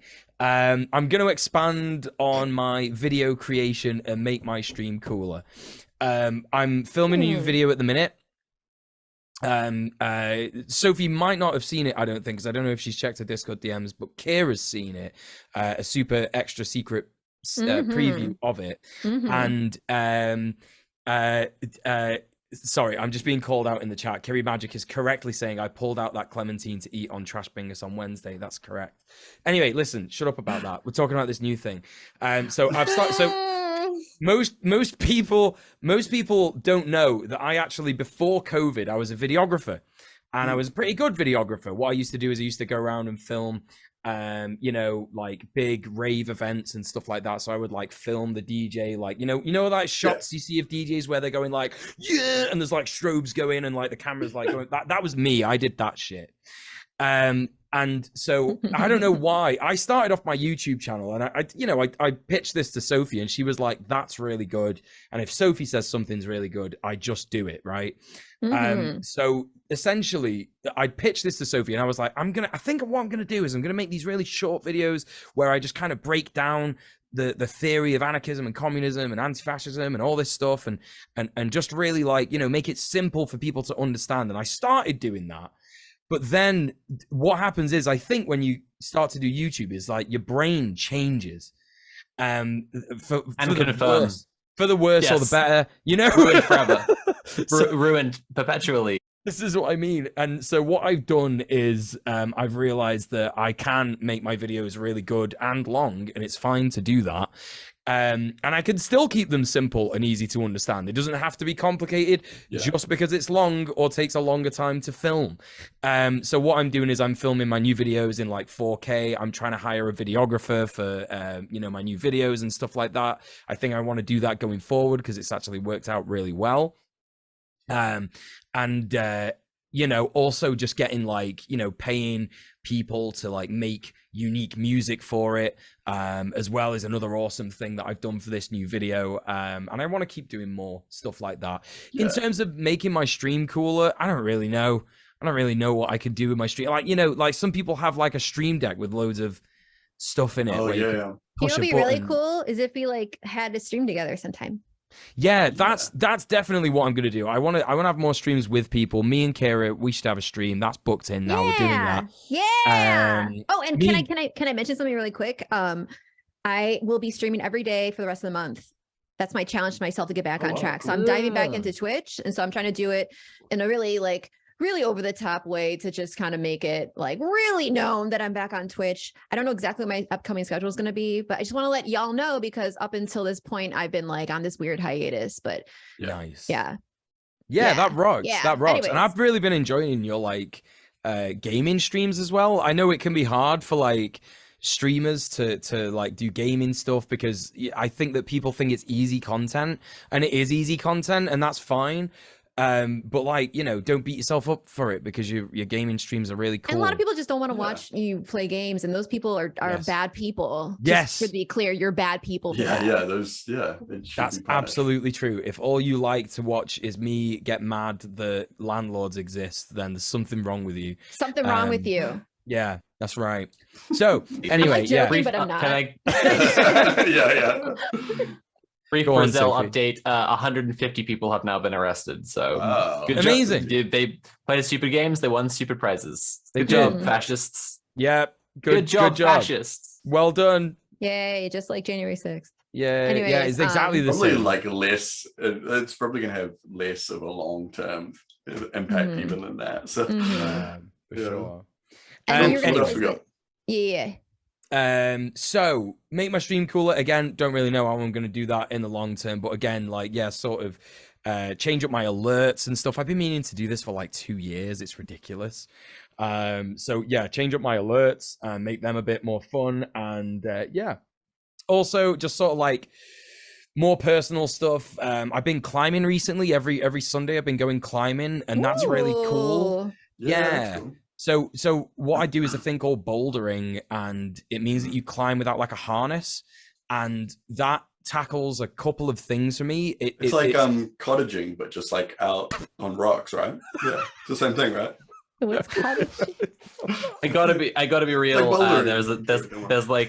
There's like a dike climbing group in London that I've been meaning to go to, and I was like, I want to go climbing. And this girl I was talking to was like, oh, it's just cruising for lesbians, and I was like, yeah, I know what it means when a bunch of lesbians go climbing. Yeah. Yeah. My for sure. my Resident Evil streams that I've been doing lately have been titled "The Raccoon City Society for the Preservation of Dogging, Cottaging, and Villaging Culture." No one's picked up on it yet. And it's What? That's incredible. Oh no. I wish it was cottaging. It's But not. when It's- are you still streaming? quite What like do your streams look like these days, Tim? just whenever. Whenever, okay. Over like the last couple of weeks, because I've had a little bit of time off, I've been randomly streaming Resident Evil. It's been fun, but we should talk more about Mule's goals. Yeah. I wish it was like cottaging. It's not like cottaging. I go with my painfully cishet friend, but I love him very much. So we are definitely going to do more of that. It's really good. It tackles, not only does it tackle like one of my goals, which is like, keep fit. I love exercise. I'm just one of those exercise kind of guys. But also I have a fear of heights.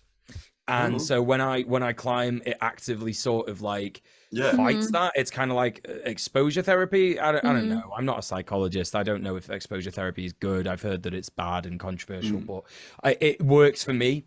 When I had my fear of flying, I got on a plane and it was fine. So, that's kind of Like how 10,000 spoons. Yeah, literally, it is ironic. So but yeah, ironic. and yeah, so that's that. And I want to also remain consistent. I've written sustainable here, but I think that's just because Kira wrote it and it sounded smart. But what I meant is remain consistent in my diet and lifting weights, because I'm getting to a stage again where I'm actually like looking at my body in the mirror and going, yeah, fuck me. Yeah, that rocks. Look at me. So I'm hot as hell right now. You can do that, by the way. Yeah, No well, one stops if you try It's hard not enough, illegal. you can. It is. So yeah, and be consistent in lifting weights and also in doing Thai boxing every week. I've got back into doing Thai boxing, and my coach is still like the same awesome dude that he always was. I'm like really, really, really down to keep Thai boxing there, because he does it at like 4 p.m. on a Friday, which means that there's like no one there, so it's kind of COVID safe as well. So that's great. But also I've learned that there are anti-fascist MMA gyms in Manchester, and I want to go to one of those. And I want to push myself to learn Brazilian jiu-jitsu, because that is a really sort of like, hard martial art where there's like a lot of technique involved. It's all about laying on top of guys and having guys lay on top of you, and so I'm into that, and I want to do that. It's also just like super.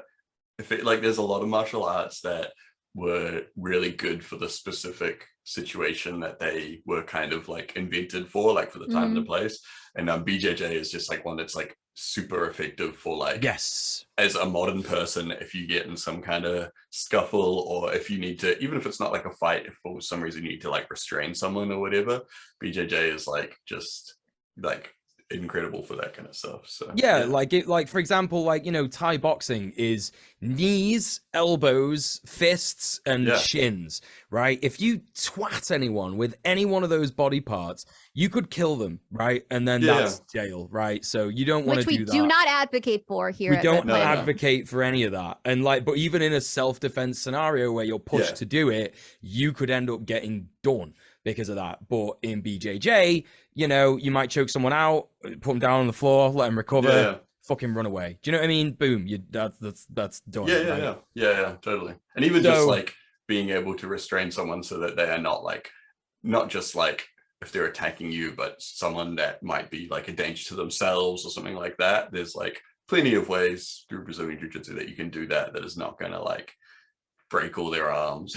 Exactly. Now all I can think about is that one video that was on Twitter like a couple weeks ago with those like douchebags were doing those like shooting on those shoulders. Do you remember that one? Oh yeah. Do you know what I'm talking about? It was like, and they called it gun. There was a word. There was gun like some kata. Like, yeah. Oh yeah. And I was like, I don't learn all about what the hell they were talking about. I guess there's like, was it actually like a real like a real thing that people were trying to teach? There's a movie back in the day called Equilibrium. And it, like, had heaps of stuff like that. Yeah. And then after Equilibrium, after that came out, heaps of people started trying to be like, no, we're gonna make this a thing. And it's like it's hilarious. Like it's It's Equilibrium is quite a good film, I would argue. It's kind of like 1984, but a bit different. It's very much like on that same wave as what Fahrenheit 451 or something, right? It's a very good action movie. Yeah. I feel bad for anyone in the chat doesn't know what I'm talking about, or the podcast people listening to podcasts that don't know. It was just this video where there's like it was like clearly like fashy. I mean, I'm just gonna say I could tell the political positions of the people in the video. They didn't have to say anything. And they were like they're all like taking themselves very seriously and all doing like these gun drills, and they were shooting like very like in a way that was extremely like not practical and very showy, but they were taking themselves very seriously. And then I learned also later that the guy that like runs those classes is like a former Marine. Oh, of course. So. Yeah, sure. Yeah. I too like to steal valor. So I want to do that, but like, you know, that's kind of like, these are two things that are interlinked, because like one thing that I find in talking to like my queer friends is that they also want to learn self-defense. And I also hear a lot of people in my Twitch chat in my community who say that too, but they don't feel like they can go to a gym in their area because it's full of reactionaries. So I basically want to go to these like anti-fascist gyms and make sure that they're like helping queer people. Do you know what I mean? And I'm also sort of tentative to like get my coach, who isn't necessarily an anti-fascist Thai boxing coach, but he's just a cool guy. You know, to sort of say like, hey, have you thought about like advertising specifically to queer people? Because not only would that be like beneficial for you doing it anyway, because you get more people coming in paying, but also like that's something that the queer community really needs. They need a safe space where they can come and go, okay, yeah, like I know what to do if I get chinned again, or if I get chinned in the future, kind of thing. You know? So that is interlinked. On being queer, I want to get my second monkeypox vaccine and fuck more men. That's what that is. That's that. Based. Yeah, it is. It is based. And on that as well, sort of do more kink and BDSM scenes with my partner and others, because I've not really done much of that because I've been so like busy this last year. It's absolutely ridiculous how busy I've been. But I've kind of forgotten in not really doing much kink this year that kink is really good therapy, especially if you do it with the right person, and if you can get someone who understands what your kinks are and why you have them, or at least why you think you have them, then that can be really fucking fulfilling, not just from a sexual point of view, but also from like a therapeutic point of view. And also doing kink and BDSM is literally like fucking radical. It's radical as fuck. Like, you know, even if you're like a cis-het individual doing kink and BDSM, people are gonna think you're a freako queer, right? If you do that shit. So like do it and get involved. May as well do it. Exactly, right? So yeah, that I think that shit is important too. And again, apologies for how I've sort of scheduled this, because I didn't write it earlier when I should have done, like all my amazing co-hosts. But yeah, so on top of what I was talking about with my video creation, I'm hoping that with turning my videos up to 11, I'm gonna get some more patrons. And in getting more patrons, that means I'm gonna actually have time to give myself a day off streaming. I want to be able to stream 3 days a week and just kind of like, you know, have more time to do union stuff and write more videos and stuff like that. And then also, hopefully, if I get that bigger platform on YouTube, I can then also use that to promote Red Planet. Because Red Planet, I think I think this is the year of Red Planet, like genuinely speaking, because it's like we have so much on in our favor at the minute. Like we've got Conrad, we've got amazing people. Like this is amazing. Like honestly, the amount of people who've come out today. Great. Your hair looks great. Sophie's hair looks great. Tim's beard looks great. My beard looks great.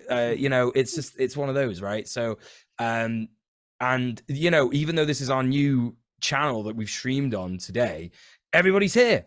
Like everybody's fucking here. You know what I mean? Like it's just really fucking cool, and I really think that we're gonna go places, and I think that we're gonna start inspiring more people to make a Red Planet of their own. And finally, something that would have helped this list be got through a lot more smoother is chasing up my ADHD treatment. I need to do that. The NHS fucking sucks. I'm sort of you know, thinking about just getting some modafinil off the internet and just twatting that for a couple of days and seeing what that does. Yeah. So that but you wouldn't actually do that though. That's just no. I would never do that. I would never do that. I've been thinking about it. We're all laughing about. I've been thinking about it, but you know, I would never do it. Because it's completely someone in illegal. the chat just asked what twatting was. Yeah, twatting is like down your pinghole. So twat is like one of those amazing British words that you can like. It's got loads of different uses. You know, you can literally just be like, "Oh, I twatted this guy," and that can either mean that you punched him or that you shagged him. Like, so it's entirely up to you. It's completely utilitarian, or both. Do you know what I mean? Like, depending what you're into. Like if I twat a drink, that means I've like drunk it really fast. If I twat a pill, it means I've done that pill. If I twat my dinner, it means I've eaten my dinner. You know, so there you go. Does it? Yeah. Generally fast. A vigorousness is implied, I think. That's true. It's the implication is vigorous. Yes, I agree. K-Cat being like, what is this fake word? I'm sorry, Americans. We invented the language. I'm sorry that you don't have any culture like we do. I know. I can't believe it. Someone was asking about chinning in chat just a minute ago as well. Like, I can't believe these Americans have no culture. What is right? Like, you know, oh gosh. You've never been chinned? Come on. You never been chinned in the Cosy Libs? And Sophie can say these things. Cosy Libs. Sophie can say these things because she has an American friend, so it's fine. You can say it. She's got the American pass. Yeah, that's right. Got the Yankee pass. Oh, shit, we can say funny. Yankee because we have an American friend. That's right. I fucking love. Do you have to be taller than the other person to chin them? Yeah. I mean, probably. Yeah. No, getting chinned. I think you might have got that wrong, or maybe it's like I know that you're originally from the north, Sophie, or maybe it's like a down south thing that you've unfortunately been corrupted with. But getting chinned just means getting punched in the chin. So yeah. Oh. Yeah. It's not like getting glassed, like where like I used to think getting glassed would just be like getting hit with a glass from anywhere, but like apparently getting glassed has a specific meaning where like you have to actually like get a glass and push the red down on it and shit. I'm really glad we're going overtime to make sure that we can discuss these. I was well, like, okay, you're going more broad with the chinning thing, and I feel I was taught a more specific chinning from like family who go to like lots of football events, that it is like using, like you were saying before about like hard targets. Like they're probably right. They're probably. But on the other hand, like I always heard glassing someone as like like hitting someone with a glass, or like breaking a glass and stabbing them with it. Just regional dialects. Again, Americans, I'm sorry that you don't have culture like we do. This is the British pastime of like the best way to murder a person. Like it's great. Just like I love it. It's great. And y'all don't have like guns, so you gotta get real creative. Gotta get creative. That's right. Just like knives. Yeah. Anyway, that's the 2023 predictions. We don't have anything listed as homework, gang. No, Goblin we do. Games It's NZ obvious. has just asked us how our Patreon goal is looking, which I think is like an interesting question to ask. Oh, we need to make a Patreon. Ooh, Like- significantly better.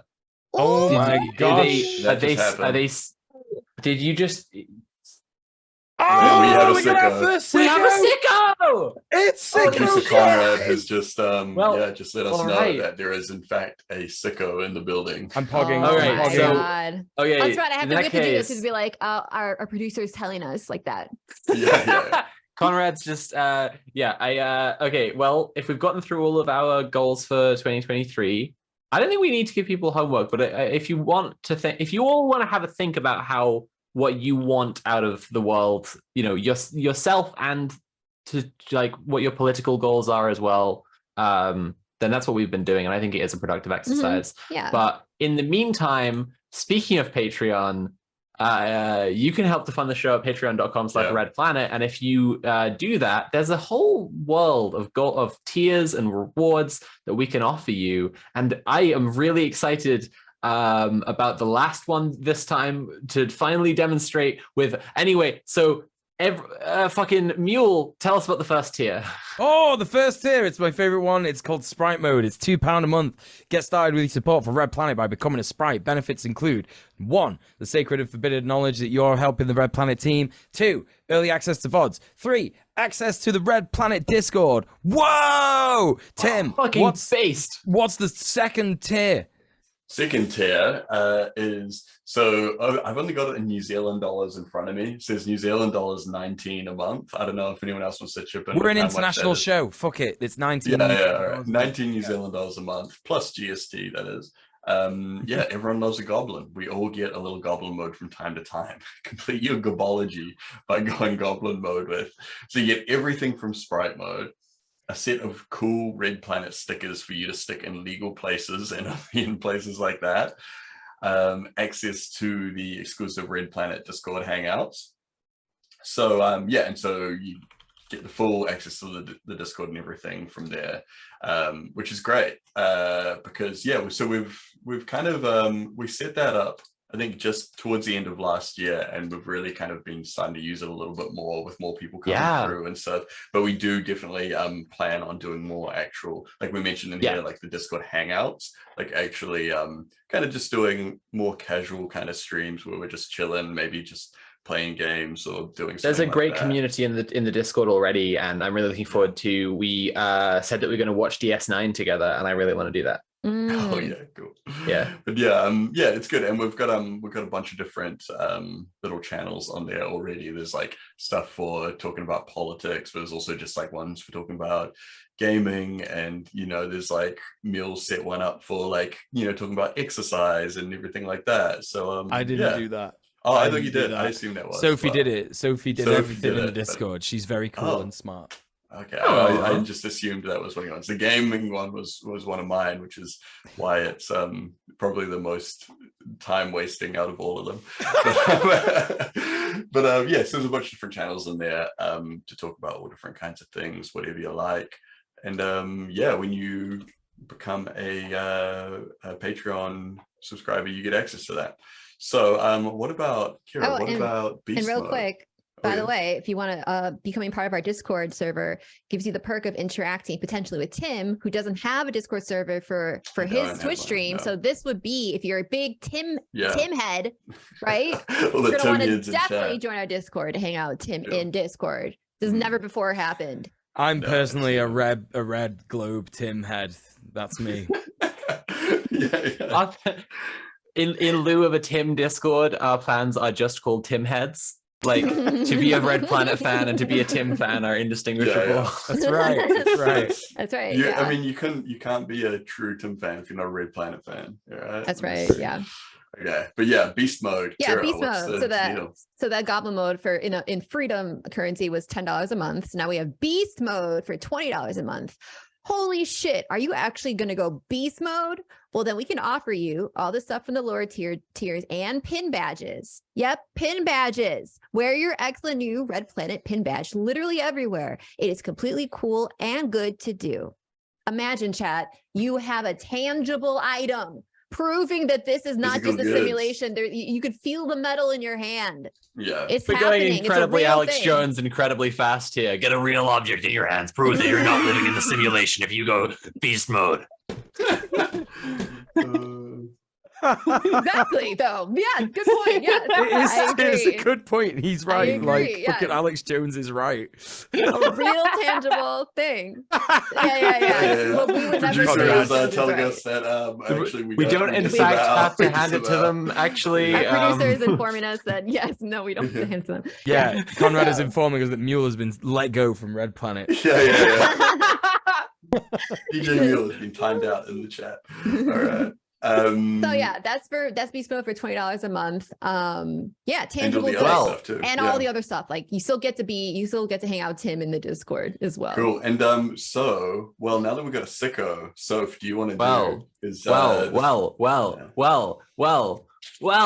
Right. Fucking sicko mode. £94 a month? It's $100, whatever. It's fucking $100. If you support us this much, we can only reasonably offer you everything else we already said and a very special thank you message at the end of the stream. So every stream now, we're going to be saying thank you, Goblin Games NZ. Thank you for being a Goblin sicko. Games NZ. Thank you. You're making the Awesome. dream happen. Thank you so much. Yeah, Goblin yeah, That's Games. an you are- actual one, by the way. Not A not real like the joke actual ones one. we say. I know it sounds a lot like the ones that I say, but it is a real sicko and I'm very That's excited. Yeah, Yeah. it's really exciting. Chat. Can we get some claps in the chat or whatever? Yeah, some sort of smiley face, whatever. Thank you, Goblin Games NZ. Thank Yeah, you it so much. just so happens that our first sicko has Is a goblin. a very it? similar username to one that Sophie would have made up previously. So- Yeah, exactly. I know. It's like That's that's proof totally that they're a real sicko. That's Yeah, true. It's Yeah, true. wait, is this actually. evidence of a simulation? Who can say? Get some tangible goods and find out. Yes, true. Yes. Cool. Well, we should Oh, probably wrap up the okay. stream now. Because Yeah. we are a Cool. little bit over time. Well, but yeah, are thanks we- to Are we having a everyone. meeting after this, by the way? Just real quick. We will be, yes. We are.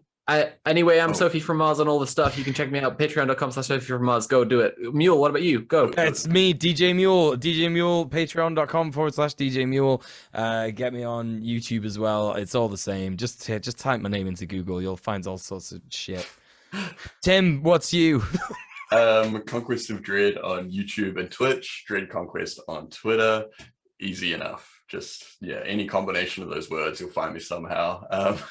What about Kira? Chats? It's Kira Chats everywhere on Twitter, Twitch, etc., and on the horror sites. It's also Kira Chats. So you can check me out. The what sites? the sites that we're not allowed to directly name. Yeah, exactly. Okay. Exactly. Thank you, everyone. We're so excited to see you next week when we're chatting to Cradle Community, I believe, about transformative justice.